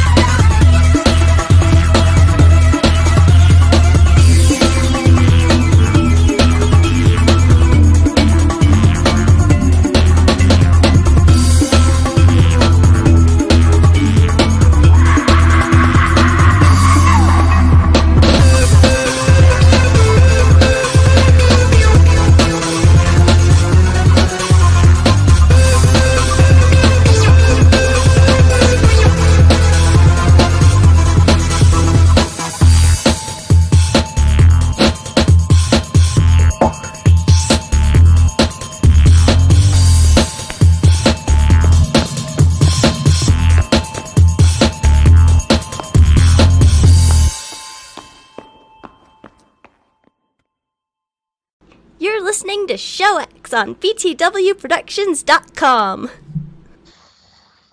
Hey, everybody, and welcome back to the show. So, yes, we are back, and it is ready for us to get into a little bit of... I'm a geek.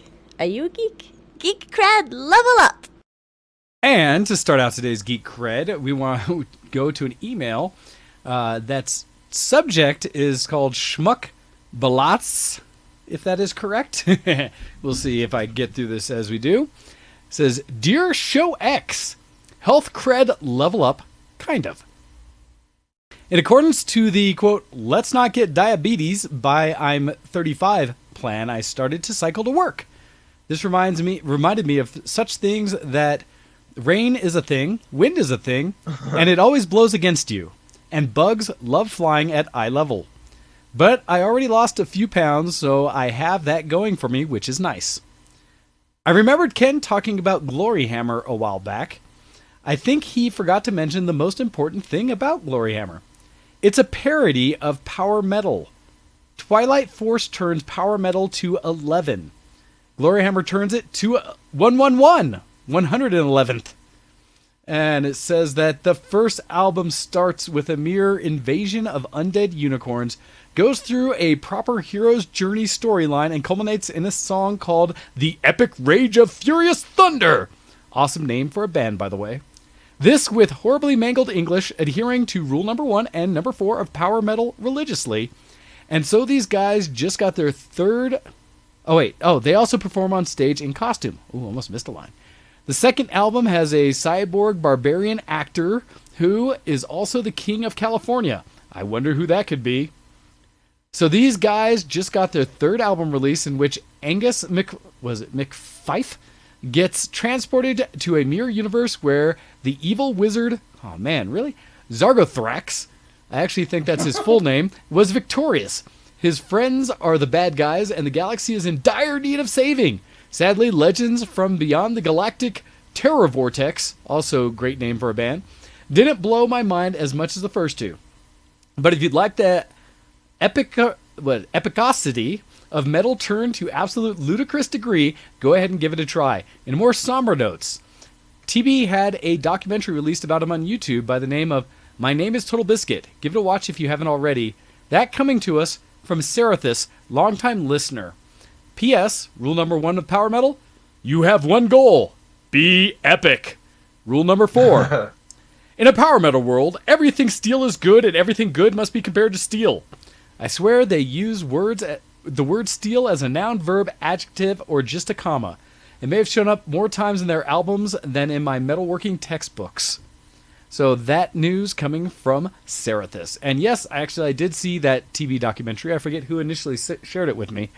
But did watch that one. It was an actually pretty neat one because it was a lot of, not so much commentary from the person who put it out there, but more a collection of clips, audio and video from TB himself, as well as some others, with, I think, the person who mentioned it kind of just setting the stage for some of the different pieces of story, and it was neat. I learned some things I hadn't known before.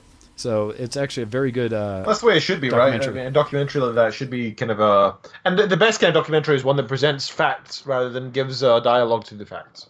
Yeah, so it was. I like that. It was a good one to watch. I think it was about an hour long. I forget specifics, but check that out by all means. Cool. It came out in, I want to say, anniversary actually of his passing when it actually was released. So something close to that. So that was a good one for our friend in the past, Total Biscuit, that we all loved listening to and had an opportunity for some of us to work with. So yes.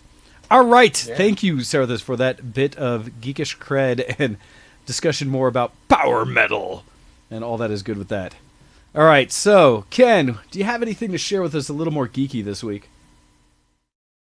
Oh, geez. Well, first let me respond to Serathis and say, yes, I'm aware of... I'm not a big fan of them. I do like symphonic metal. Symphony X are one of my favorite bands of all time, weirdly enough. I think they're just fantastic. I also quite enjoy Rhapsody of Fire. These nerdy metal fantasy bands. And yeah, there's a story behind them. I gotta say, I don't listen to lyrics when I listen to songs. I could even tell you lyrics of a single song. Play it and I'll sing along, but afterwards as well, I couldn't tell you the lyrics of the song. It's a strange thing where only part of my brain seems to engage with that. With that in mind, I tend to pay more. I was going to say, it sounds like you're about to say it, but do you hear more the melody, the hooks, the musicality of the song than you do the actual words? Well, I've played guitar since I was 11 years old. So for the past 16 years, I've put, well, I don't know, I think about how many hundreds of thousands of hours I've put into guitar. So I concentrate, on the guitar work mainly, not so much rhythm, more solo guitar, melody guitar. Even to some extent the bass and the drums more than I do, and the melody of the singing. I don't listen to the words they say. I listen to the sound of the words, the cadence, it's like and how it foreign language almost. Yeah, almost like it's its own instrument. So not so much the distinct words themselves, but the sound of the singing that they provide and how it mixes into the music.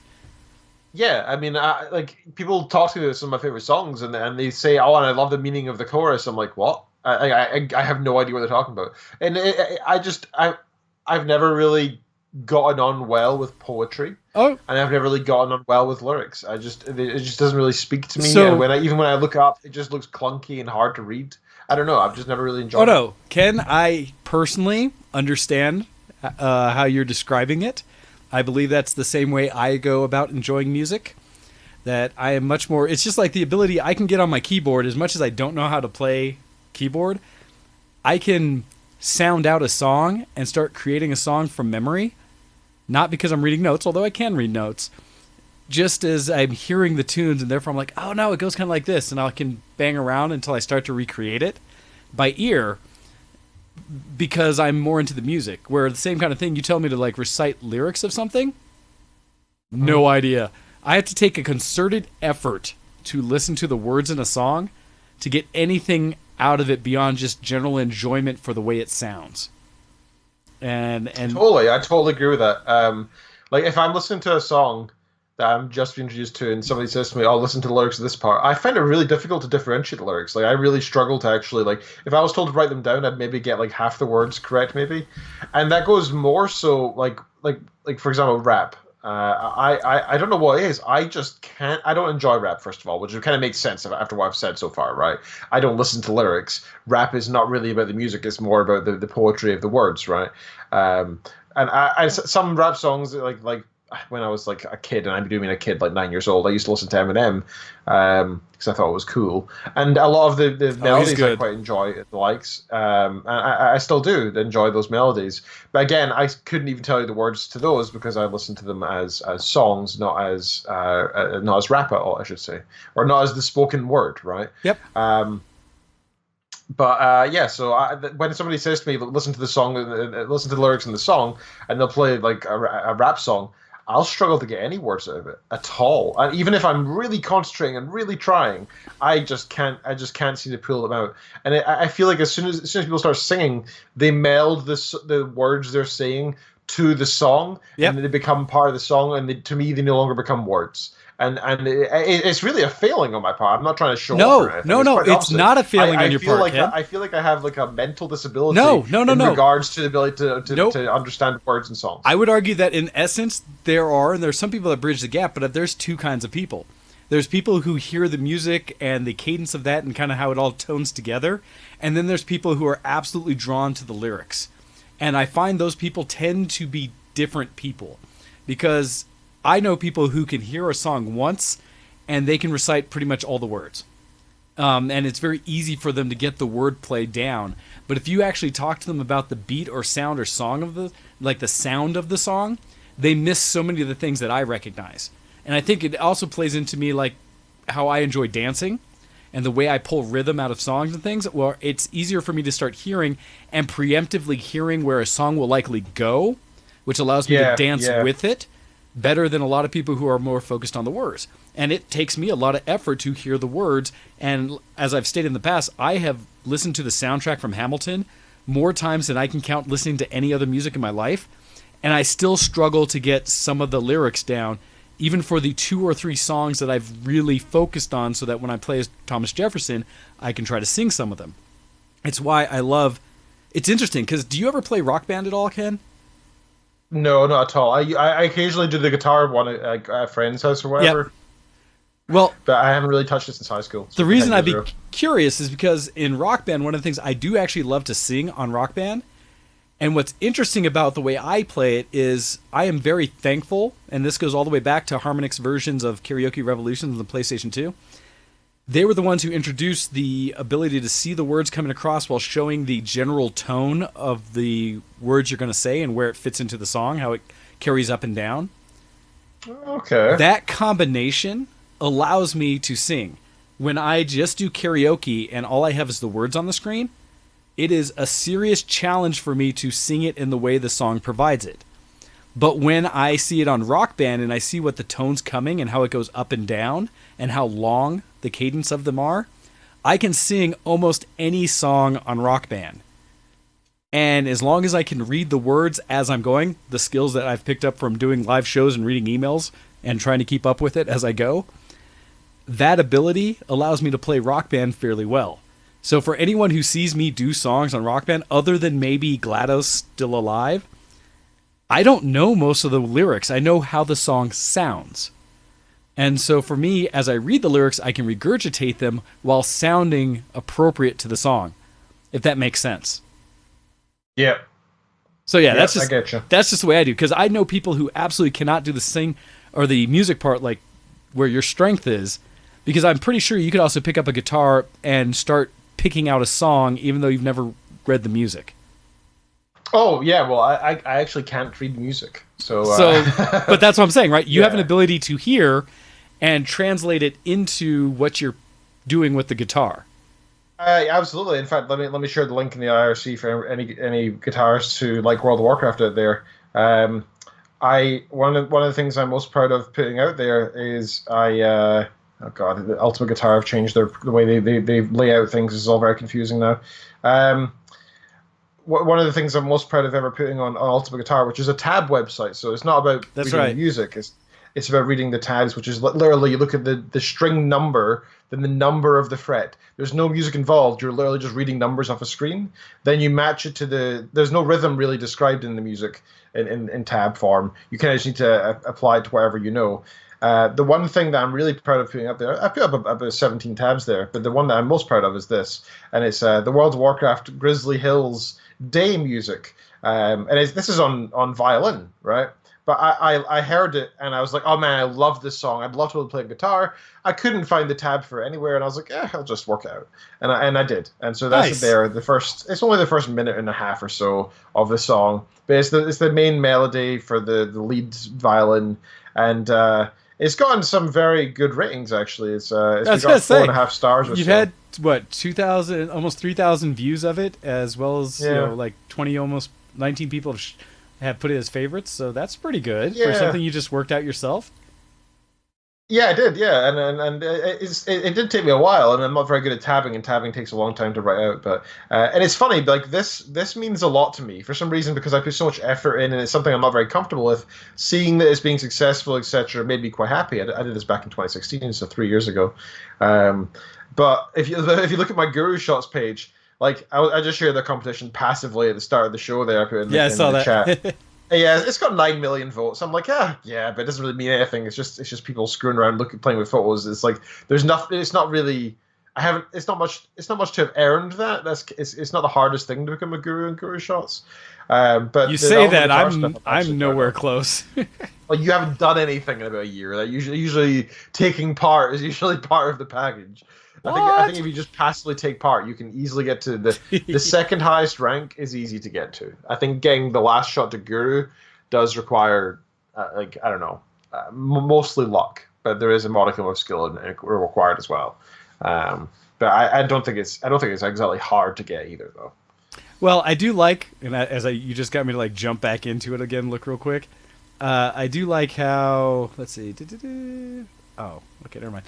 How they added the kind of automatic submission things where it looks at shots you've already done in the past and said, hey, would you like to do this again? And it's like, hey, that actually makes it kind of easy. I can just go down and... So it's not just what you've done in the past. It actually has an AI behind it that automatically tags your images. So if you click on any of the images in your library, it will now say... Like, let me just have a quick glance at mine for some examples. My top photo ever is one of a boat. For anybody particularly interested, wants to follow around us in the chat. And if you scroll down, you'll see under the labels, the tags, It says body of water, cloud, sky, waterway, water, Gotcha. shipwreck, sea, boat, ship, watercraft. So it'll look for all of AI those. just scanned over and saw what it was. Yeah. Which is so useful. So it means when you're trying to upload, let's say you have a library of like, I don't know, 500 photos or something, like, which I think mine's is about 300. When you're trying to find an appropriate image for a theme, sometimes it's pretty tough to find that one specific image of a leaf, right? Yeah. Out of hundreds. So especially when you're scrolling through them.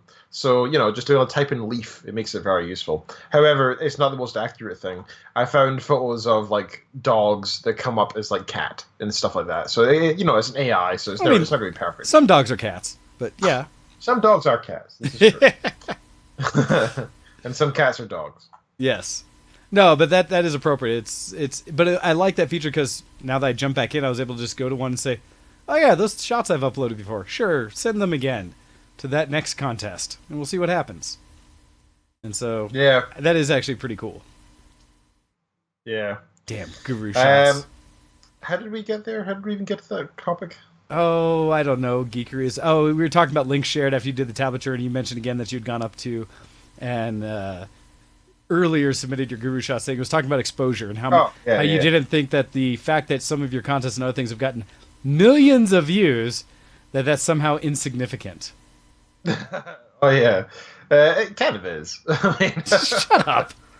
Kind of is. Just because they're not taking part because they're like, oh, look at this guy's photography. They're like, oh, cool, a competition. They have no idea who the guy in charge is. They don't care. You're right. It's not about just some guy clicking the button. It's the kind of competition, but also at the same time, a lot of it goes into how that works together and people really appreciating it. So don't undersell yourself. Just like your own photography, Ken. Your stuff's damn good. So thank you very much, sir. Yeah. Anyhow, so gosh, it's funny because I don't go in there nearly enough and go back. It's like, hey, all these people actually liked stuff you did.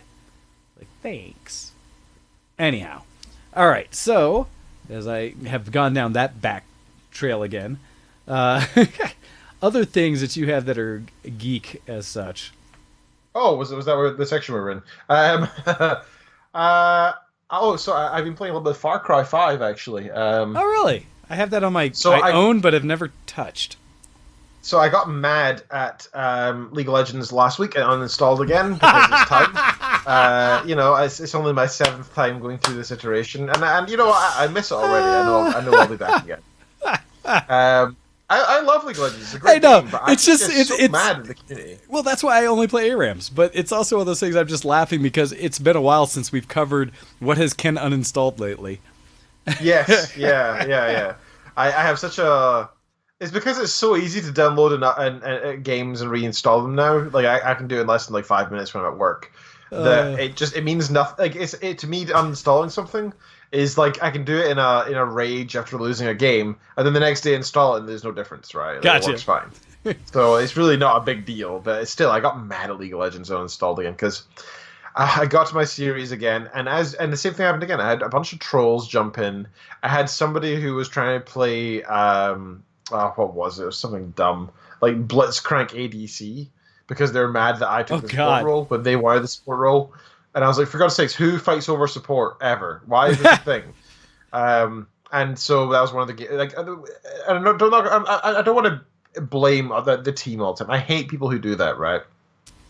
But being a support means you really need to have you can really bring out the best in a team that has good quality basis. So if an ADC is good at standing back and attacking, if a mid-ranger is good at roaming top and bottom, if your jungle is good at maintaining jungle vision, maybe attacking the enemy jungle and occasionally roaming into lanes and so on, if everybody can do their roles and you as a support can then bring some cohesion to the team and help with vision and really bring in some crowd control, you can really bring together all these best aspects of everybody else into one beautiful thing. You are the reason the teamwork should work. You are the bond that combines all the other good elements. But man, when the other elements are just intentionally trying to screw up, like I remember one point I was following this guy around the jungle who just kept dying. But I had no choice because people were like, support, why are you just standing around doing nothing? I was like, because the guy I'm supposed to be following, the ADC, is just throwing himself at the enemies single-handedly and keeps getting killed. It's one of those, you can't, certain people you can't support, right, outside of what they're trying to accomplish. Like no matter what you do, you can't support them through it because they're just playing so poorly. Yeah, exactly. So I installed, and I was like, you know what? That's not so bad because the thing with League is that they're timed games, right? Yes. And I always find that really annoying because you have to really devote something to it.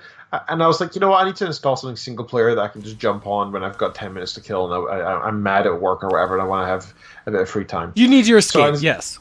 Yeah, absolutely. So I installed Far Cry 5, and because even though I love Factorio, it feels a bit too much like work. Like I thoroughly enjoy it. But it does take a logical effort from my mind, and you know, right now for games, I am trying to escape that. Gotcha. So you know, you want that lightweight escapism. Yeah, exactly right. I mean, some people escape their tedious day job in order to go play Factorio and you know, or some other strategy based like for example Stellaris or whatever, something that can really require some logic and strategy that they don't get from their normal day job, and that can be their form of relaxing. They can feel like they feel satisfied from that. I don't feel that with Factorio in the past month because of this. It's just constant. So I've been playing Far Cry 5, and it is a really, really nice game. I knew I'd enjoy it, but I'm kind of blown away by how much I enjoy it. It's maybe one of my favorite games. Like maybe top 5, definitely top 10, but maybe top 5. So Far Cry Primal was one that I started playing after Christmas because I got as a Christmas gift from Kitten, along with Far Cry 5. And I said to myself, you know, I thoroughly enjoyed Far Cry 4. I'm going to play Primal since that was the next one that came out, and then I'm going to play Far Cry 5. I tried Primal, I mentioned it on the show before. I enjoyed it, but it just felt, I don't know, there wasn't, because it's a Stone Age based game, the technology is a bit dull, and traversing the land's quite tough, and I don't know, I just felt a bit samey after a few hours of the game. So I eventually installed it, and I kept holding off on Far Cry 5 because I wanted to finish Primal first. But you know, I finally reasoned with myself. You know what? I've not played the game. I've had it for 6 months. I should really at some point install this. Otherwise, I never will. So I installed it and I started playing, and I was like, oh my god! This is beautiful. I now want to visit Montana now because they did such a beautiful job of showing the landscape, the beautiful rivers, the rolling hills, the forestry. It is just beautiful. If Montana really looks like that, I genuinely want to go visit. So as well as the graphical stuff, which in itself is worth praising, the gameplay is a lot of fun. The characters that are in the game are interesting and quite funny. They're very self-mocking. I just did a quest recently for a dude who is like a Republican not far right, but right-wing guy who's like a, you know, generic right-wing dude, and they're clearly poking fun at the generic right-wing voter or Senate guy standing in the Senate. Talks about like he tries to get you to do a favor for him because he says, you walked onto my land and I didn't shoot you, as is my God-given right as a red-blooded American. Therefore, you owe me a favor, which I thought was really funny. And I was like, okay, I thought to myself, you know, as much as I find that funny, being a liberal myself, how fair is this really? And this might be kind of offensive to some people. Like, is that a good thing to do? And then they introduced his son, who is absolutely a left-wing nut job. He's just smoking weed all the time, and he's like praying to some random different god every week, and he's just completely like jumps from topic to topic. I just thought it was really funny for them to poke fun at both sides. Okay, I thoroughly enjoyed that, and they have loads of characters like that. You can get some animal companions who will be part of your squad and follow you and help you out, such as Cheeseburger the bear. Who is just a bear. It's just nothing. It's just a bear, and he's a great companion. There are other characters like the pyromaniac dude who is high off of his face on so many drugs all the time, and he thinks that like you're basically attacking this cult that's trying to take over the state, and succeeding actually, and you're just trying to take them down. This sort of like far right-wing Christian cult. By the way, a side point here, they actually have some very good other Christians in the game who are there to show what Christianity should be. Gotcha. Again, having a nice balance. They're catching pieces of everything, showing the extremes as well as like, hey, it's also fine. That's the way it should be. Like, they're trying to sell a game that should be appealing to all gamers, regardless of political creed, and I think that's something that should be. It's something we should aim for, right? I don't say it's a bad thing, regardless of my own personal creed. I think it's great that they're showing both sides. What was I saying? So yeah, this pyromaniac guy who's like crazy on so many drugs, and he's talking. He thinks that that you're trying to enlist him and try and take down the cult, but he's talking about government conspiracies, and he's saying how the cult's really there by the CIA, who's trying to put drugs in the water in order to take over the people and institute Russia's rule, or some dumb thing about aliens or something. And he helps you because in the end he's still fighting the cult, so you're just sort of like, whatever, you're still helpful, I will use you. But he's just such a funny character. And I really find myself caring about the characters, not in a legitimate sense where I'm sad if they die or whatever, but in the sense that it's engaging and I find the game funny. And I look forward to when I see a character, I'm like, oh, I've got a mission with that guy. That's funny. I look forward to this. And they all come from various different scenarios. You get the crazy vegan, you get the crazy right wing nut job, left wing nut job. You get a little bit of everything. There's loads of stuff in there. It's a really, really beautiful game. Oh God, what else? There's a perk tree in it, which is basically your talent tree, which is really fun to level up. You get quite a lot of interesting talents, some of which are kind of necessary, like one that upgrades your health, the amount of health you have, which, over time, at the start of the game, I died a lot, but over time you sort of both learn more and you upgrade your perks and it makes you more survivable. You can lend your perk tree to your preferred style of playing, like you can be a faraway sniper, you can also make your squad full of snipers, or you could be somebody who uses rockets and you can, make your squad full of people who show up in helicopters to take down the enemies. I could go on about this for a long time. I'll just wrap up here. Far Cry 5 is a really fun game. If you have a chance to pick it up, do so. DLC so far, a bit mediocre. The online play, there's also a lot of co-op. I've not tried it, but it looks like it would be a lot of fun considering how well the game is made. There's an arcade mode, which isn't actually an arcade mode. Instead, it's more like community maps. And from what I've seen, they're pretty fun. They don't add anything to the real game, so they're just standalone. But if you're doing them in co-op, they look like they'd be a lot of fun. It feels like Far Cry 5 could be a pretty good place for community maps of various types, including imitating other games or other game modes and so on, and it's quite fun.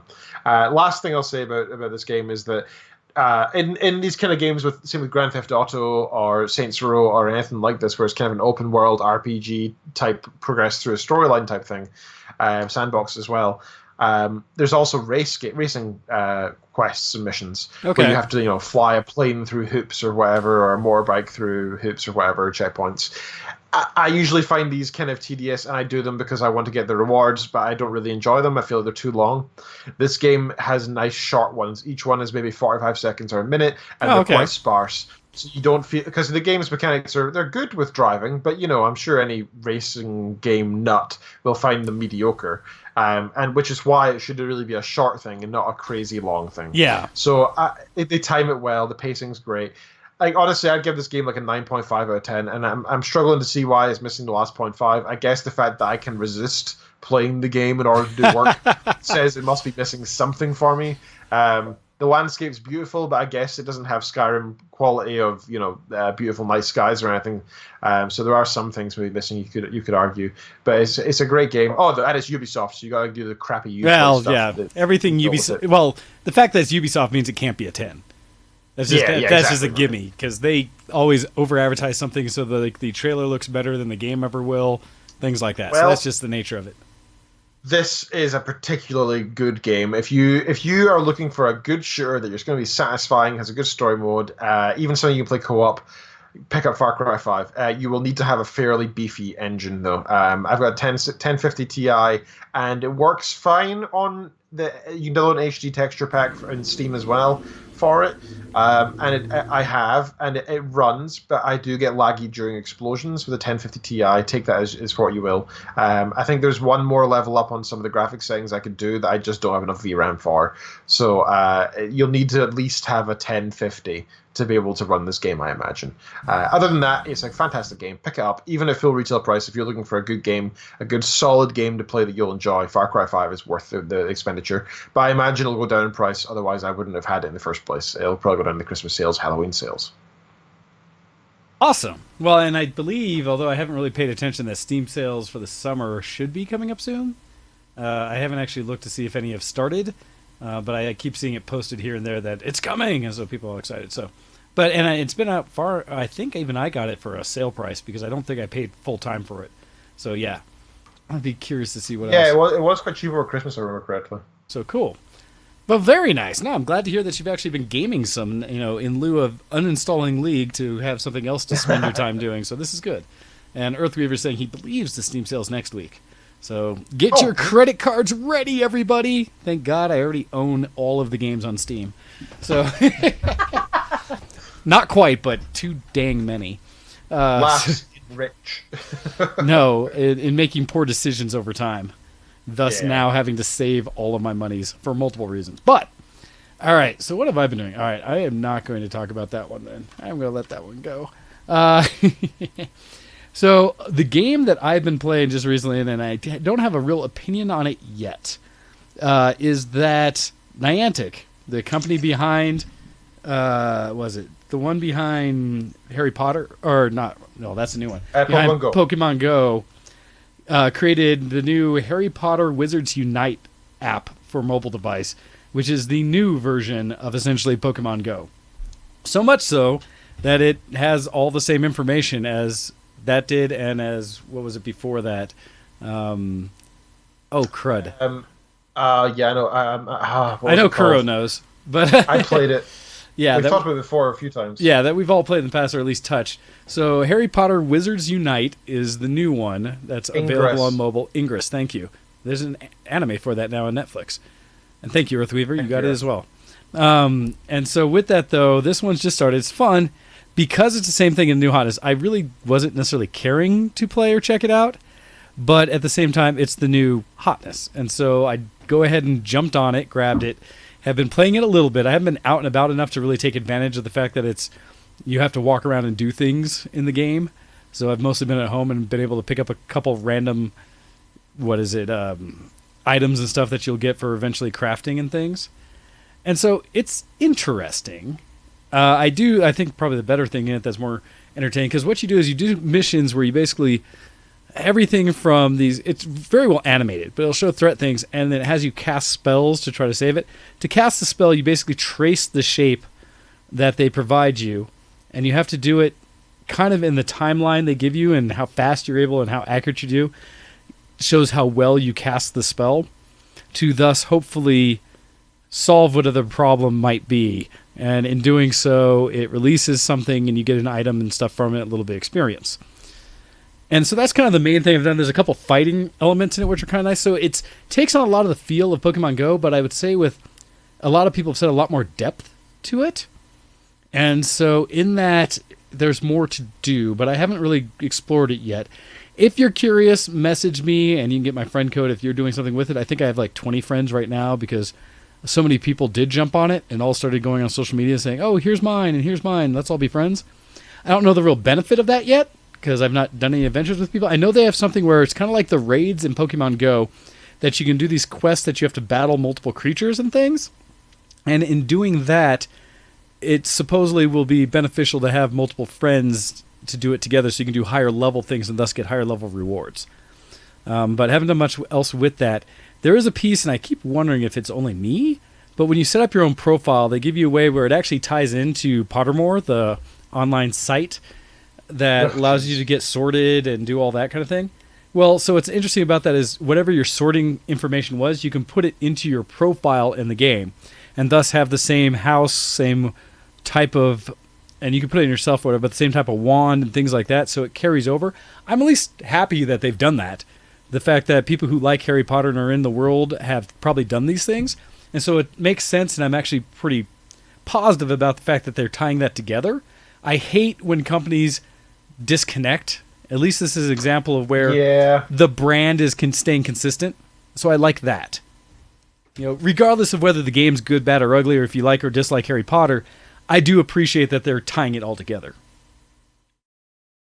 And so that's a piece. So I installed it on Friday. Well, actually, I installed it on Thursday. I remember because it was announced to be released on Friday, but it came out early, and I just happened to search for it randomly on the Play Store on Android. And I was all kind of excited because, you know, I had Pokemon Go for a couple months when it first came out, and I enjoyed it, but I eventually got bored of it. They just didn't release in a timely enough fashion, or update, or fix the problems quickly enough. They were still, I still hate how slow they were with that. That really annoyed me. Considering how much money they were making, they must have been like just swimming in cash, but they just did not care. They were just, for some reason, just screwing around. Don't know what they were doing. Really, considering Fortnite has really showed how quickly games companies can throw out content if there's a good cash flow, Pokemon Go absolutely had the opportunity and failed. Niantic, I should say. But anyway, so with this Harry Potter game, Wizards Unite, I installed it on Thursday, and I literally played it for 1 minute, and I was like, this looks like trash. The models are horrible.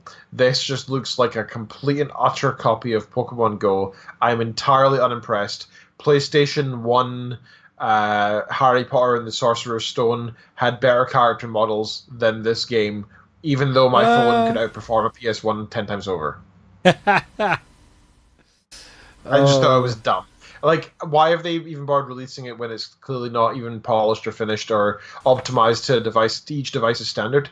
Like, it should be able to scan my device, know what I'm using a Samsung S9, is it Plus? Yeah, S9 Plus, which is, you know, probably the 5th beefiest phone, maybe the 10th nowadays, beefiest phone in the market. Is pretty damn powerful. It can render some really, really pretty 4K resolutions, pretty much no problem in many games. Why does this look like it's being rendered with a hamster? I don't think it looks that bad. It looks horrific. What? No, I think it looks fine for a mobile game. That's the thing. You're putting this mask of mobile game over it. Well, but I think the other side of it, though, beautiful. But I think they're also trying to make this massive out to the world. Let's get a lot of people on board. They have all the statistics that came back from essentially all the other services, you know, from Pokemon Go and others to know what devices people are running. So they probably optimize it for the greatest swath, and probably didn't go so far as to make one that has multiple settings, because people don't. Why don't they have an HD setting for those who have the better phones? Why don't they make it? Because people show me the app that does that. Show me the game or app that has that multiple setting depending on what phone you're working with. I've not seen various apps that have graphics settings that can be modified like a computer game. Really? I've yet to run into one, because I figured most companies are trying to treat phone devices like people do consoles, where they want to just be able to install something and run it and don't want to have to actually tweak it to get the best performance.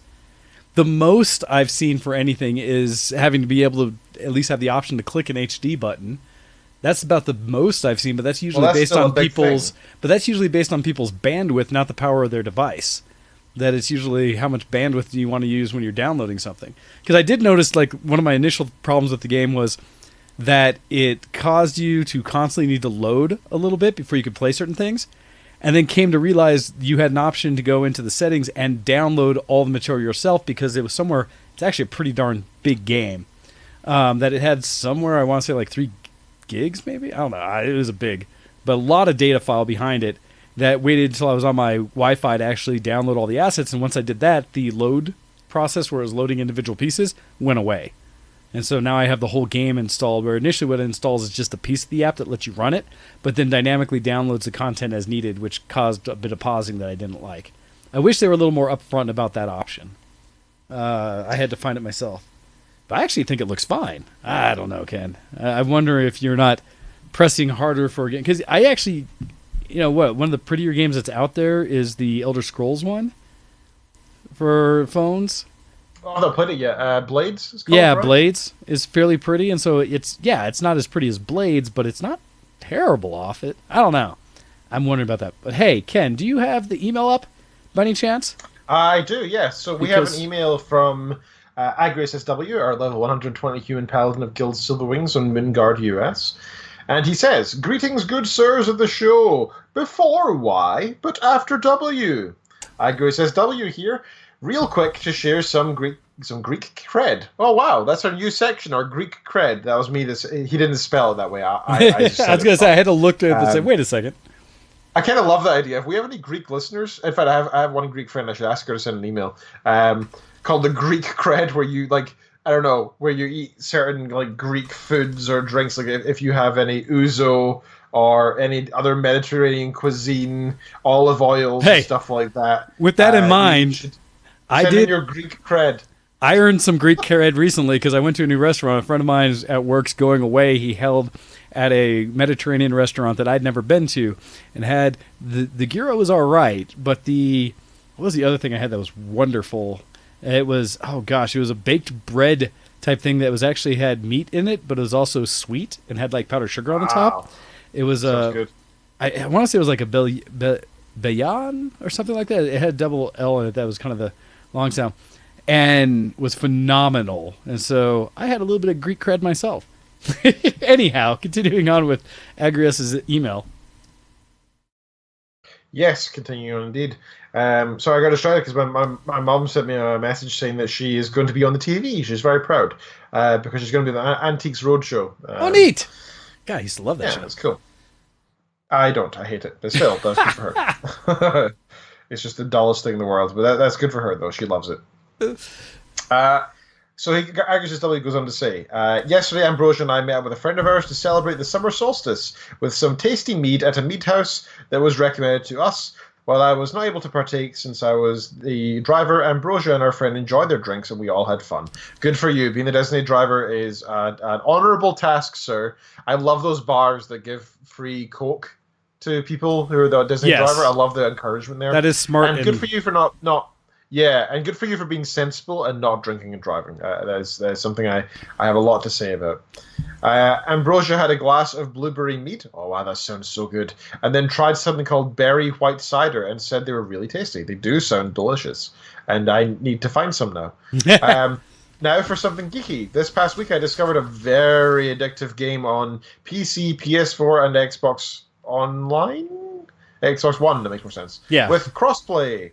Check out the game Dauntless. It's basically a simple free version of Monster Hunter and is 4 players versus an AI beast. It's on both PC and PS4 and will be coming out on Switch in the fall. That's all for now, good sir. Shout out to Ambrosia and our friend Amethyst for telling us about the Mead House, Honest Abe's. I am quite jealous. And I need to. You know what? We don't really. Weirdly enough, even though mead was kind of originated in medieval Europe, or probably actually it's Scandinavia as heck. Yeah, no, it comes out of prehistoric Europe, right? It is the original alcohol from the gods. Yeah, it was the first alcohol ever really described in history. So I need to find it because we only sell this crappy version that's available in the superstores that I drink, but each time I drink it, I sort of like have this like grimace on my face because I can taste how good it should be and how good it is not. So I need to find some good meat, some proper good meat. I might buy some. I might put some stupid money onto Amazon to get some good stuff. Anyway, P.S. Right now up to July 9th, if you have a Twitch Prime, you can get free cosmetic armor for Dauntless via Twitch Prime Loot. If anyone wants a hunting partner, just look up Saint Uther and let's take down those behemoths.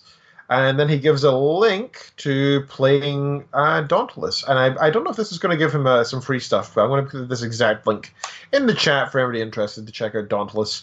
Well, and I will admit, I'm looking at here. Let's see if I get the right screen part here. Graphics remind me of RuneScape.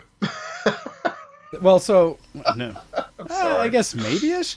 But the fact that if it's a 4-player and if it's kind of an action-y one, I'd be curious to see how that would play out, because I like the idea of small party-based co-op games that you could play a little bit.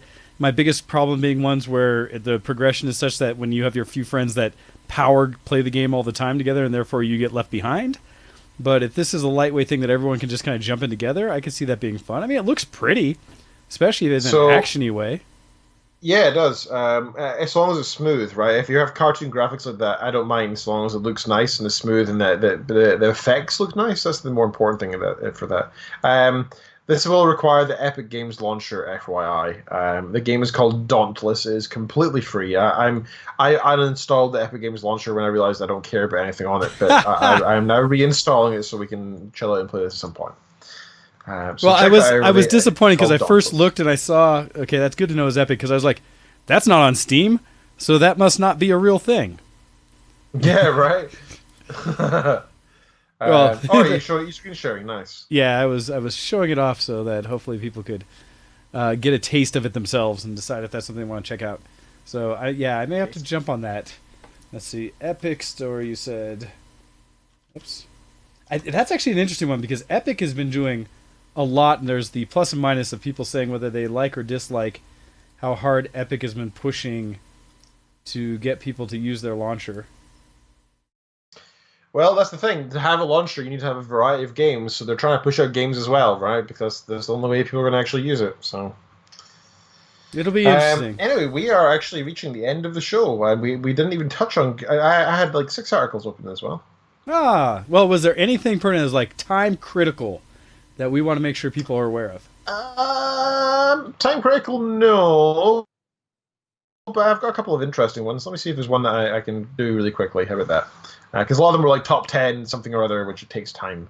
And that one's not too interesting. Oh, that's another top 10. Okay, Fallout Shelter will be playable in Tesla cars. Yeah, that wasn't... You know what? I keep wondering about the things that Tesla is doing with their car. There's a lot of back and forth and things. I follow a lot of things with it, so we'll see. But... the idea of games on your car makes me wonder, especially when the whole thing is already electric, and so I'm taking away from like how long I can drive it because I'm playing games. That's just one of my thoughts and concerns. But it's more of a future problem, though, isn't it? I mean, what it should be is that this is not a problem because the batteries are big enough and it's all cool, right? That'd be the ideal. The reality, sadly, is that, right now there is a requirement for battery life. I guess this is more like Fallout Shelter isn't something you play for 4 hours straight. This is something you play on your 20-minute commute each day, right? Which is fine for an electric car. So I guess that'd be the optimal way of playing it. It's just one of those ones that I don't know how I feel about that. Like, great, it's another screensaver stuff, but it's one of those things, I'm going to play it on my phone anyway, so what... You're going to sit in your car and take what is the center console touch display and play a game on it. Instead of... I mean, I guess if you're sitting there, waiting for... Trying to think whenever I'd sit in my car long enough not doing something that I need to... you're waiting... at a grocery store or something? Waiting for your kids to come out of school because you pick them up or something. Right? I would hope, as Bab's saying, that as long as they don't distract drivers, right... I would hope these aren't games you can play while you drive, similar to like not being able to screen share videos and stuff like that while you drive. I could see, I don't get it. Like, cool? And like they have the other option, I also wonder about this one, is there's a racing simulator where you can actually use the steering wheel and pedals to race in the game with your actual car's interface.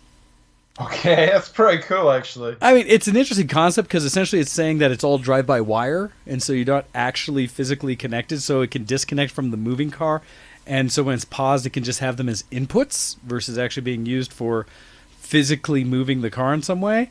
I get it, but even then, when you're doing it, you're looking over at the screen as you're playing.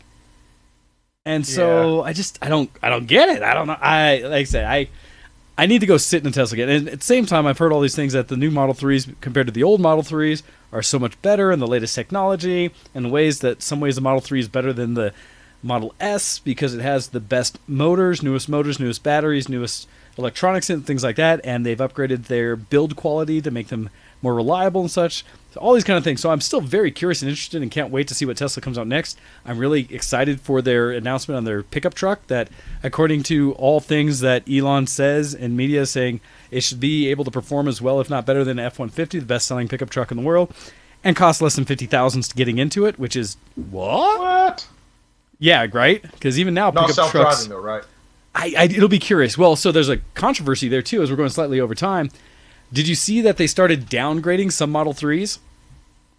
No. So basically what happened is there were Model 3s that had, I forget what all the features are, but people who ordered them early but got the cheapest model, they did it in such a way that they were getting features that are available in the better end model. One of them is the better cruise control, the fully autonomous cruise control, where they didn't pay for that. So essentially what they're doing is getting a software update, removing that feature. And this is where it's kind of a burn, right? And your intake tells it. It's based on what they bought, what they officially paid for, and yet they were teased and given these features that are in the model above. And what it's showing is it is simply a software change to get the newer and better content. And so I have an issue with that. It's kind of falls into me from a gamer perspective, the same as embedded DLC on a disc that you unlock, but it was already on the disc that you get a code to give you access to. I have heartburn with something like that. It feels like if the feature's there and it's capable of it and it's just a software thing, just enable it, because software is basically free. Yeah, this links into the right to repair laws for me. Oh God, so much speaking, so. If you own the hardware, the software should be entirely. I should be able to do whatever the heck I want with it. If I can figure out the ways, then I should be able to legally do whatever the hell I want. Similar, and so I have that little I don't know about that, Tesla. I feel like when people are buying it out the gate, there should not be software restricted features. That is some garbage. It's blunt, right? It's garbage. It's just pissing off your customers. Well, and they basically said you can unlock the features by paying them another, and I don't know the exact amount, but it was pay us $3,000 more, and we will give you all those features that you just had. That's mad. I have issues with that. So yes, and it's interesting, Babs saying that the Model S is getting a refresh. I'm actually, I would love to see what they're like. The Roadster I would love to have, but don't have them monies. So yeah. So, and that, Babs, is actually one of the big discussions. We could probably have an entire show specifically on that, about the difference between having access to a license and what that means to actually owning something. I have forever been in the camp of, if I purchase hardware, I am purchasing the hardware, and therefore it is mine, and I can do with it however I choose. I can understand the idea of licensing to a degree the software, and therefore having to fall within some of the limits of what the software enables. But I believe if I choose, because I've done this on my old 20D camera, to install custom firmware, not from the developer, taking on the risk that it may not have all the same features and this and that, but in doing, and nulling warranty and stuff like that, fine. But if I choose to put custom stuff on, I should be allowed to do whatever the heck I want to it. Yep, that's fine. I agree with that, because if you want to pay for software that somebody has written, you should be welcome to do it. If you want to install something that somebody else has made that's paid for, you can do that too. Or if somebody else makes a free version, you should be able to install that too. Because in the end, you own the hardware, you should be able to do as you please with it. That is that. Well, that's the thing. This is coming from somebody who is a software developer. Right? I develop software for large companies that to use in the real world. Well, and I still believe that to be true. Well, that's where I make the distinction, right? This is what competition is all about, right? You don't just say you're not allowed to do it. What you say is, what we've produced should be of good enough quality that you don't want to go to any other alternative. That's how you do it. Yeah, and this has a huge thing that I follow about the right to repair when it comes to being able to buy aftermarket parts to refurbish something like batteries or screens or whatever else. I should be able to buy my own batteries for my phone and replace them however I want, and not have to be subject to the company saying that something's counterfeit and therefore it's illegal for me to get hold of it. If I do the work myself, I'm totally fine with the company no longer supporting the hardware once it's been modified. Totally fine with that. But beyond that, F you. I purchased the hardware. I should be able to do whatever the heck I want to with it.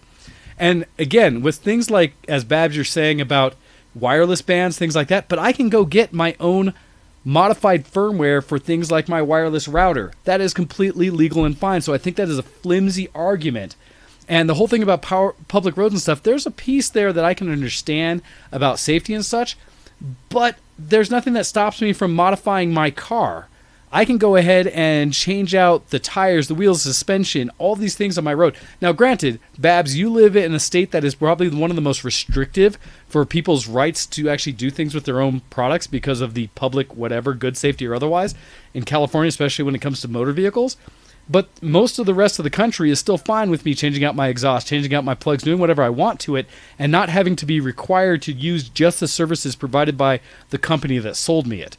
There's most of the rest of the country and most of the rest of the world that still believes once you buy something that you physically touch and own, that is your device and you should be able to do with it as you choose. Like I said, I'm totally okay with the argument about software and license and how that goes to some degree.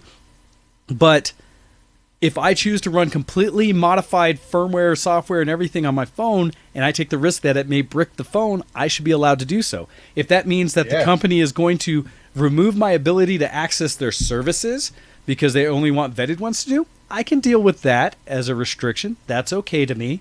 But if I take on those risks and choose to do it myself, I should have the legal right to do so. And that's why I say, Babs, I disagree with that way the company, because I think all of that restriction that has happened is due to large companies lobbying our government to take away individual rights. And I think that's wrong, personally. I'm libertarian in that sense that I believe I should be able to do with in my own house. And so I think that is just a mismanagement of the government and using the government to allow corporations to continue to enrich themselves. Not because it's the right thing, but that's because what lobbyists and dirty politicians have allowed to have happen. And I will freely go against any politician who says otherwise, say you're dirty as shit when you support corporations over people. But I think that's also one of the biggest problems with any government when they do that. And the U.S. is pretty damn guilty of it. So, my opinions. So, anyhow, that has absolutely pushed us past our time for today. I am more than happy for you all to criticize or tell us where you think we may have gone wrong in our thoughts on the world or the things we do, how we're not nearly geeky enough to claim the titles that we do. That's up to you, but feel free, if so, email us in at showx@vtwproductions.com. Join with us every week as we go through and talk about what we've been up to and what we've seen in the world. We hopefully will add more and do more with it as we go forward.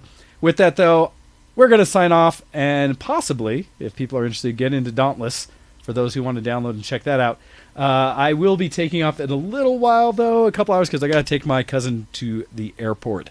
So at some point I do have to take off. But with that in mind, let's play some games. If nothing else, jump into our Discord, the VTW Discord. If you have questions about that, feel free to ask, and we will give you the details. I think I might have put it on the Facebook or on our actual VTW page, but I have to double check. All right, with that, we're out of here. Ken, could you give us the outs? You have listened to ShowX live on VTWRussians.com, on Twitch, on YouTube-ish, maybe, and some other places. YouTube for archives. Thank you so much for listening in to us. The key points to take away with you today are: email us in to showx@VTWRussians.com. Follow us on Twitter, twitter.com/VTWShowX, twitter.com/DocDead, and twitter.com/GoHex. You can donate to us for every month. You can give us a minimum of $1. It is appreciated. We recently had a new donor. Thank you, Serthis. We appreciate that on patreon.com/showx. You can also check us out on Facebook. Search for ShowX, show space X, and you will find us no problem in there, where we share memes and news articles and such there. The Twitter is more for official show stuff. You can also check us out on our subreddit, reddit.com/r/showx. And of course, go do your local first aid course, because it could save your life or a friend's life. Is of utmost importance. Or if you can't afford it but you have some free time, go look at some YouTube videos. It's nice and easy. I really recommend it. From one human being to another, go do this thing for the sake of humanity, for the ones you love. You have no excuse. Do these things. You listen to ShowX. Thank you very much for having me on the show, sir. So I can mold the people who listen to us freely in their spare time. Deal with our opinions as we freely share them, whether you like it or not. All right, guys. Thank you very much for watching, and we will catch you guys in the future. You've been listening to ShowX and VTWProductions.com, and we are out of here. Goodbye. See you next zombie.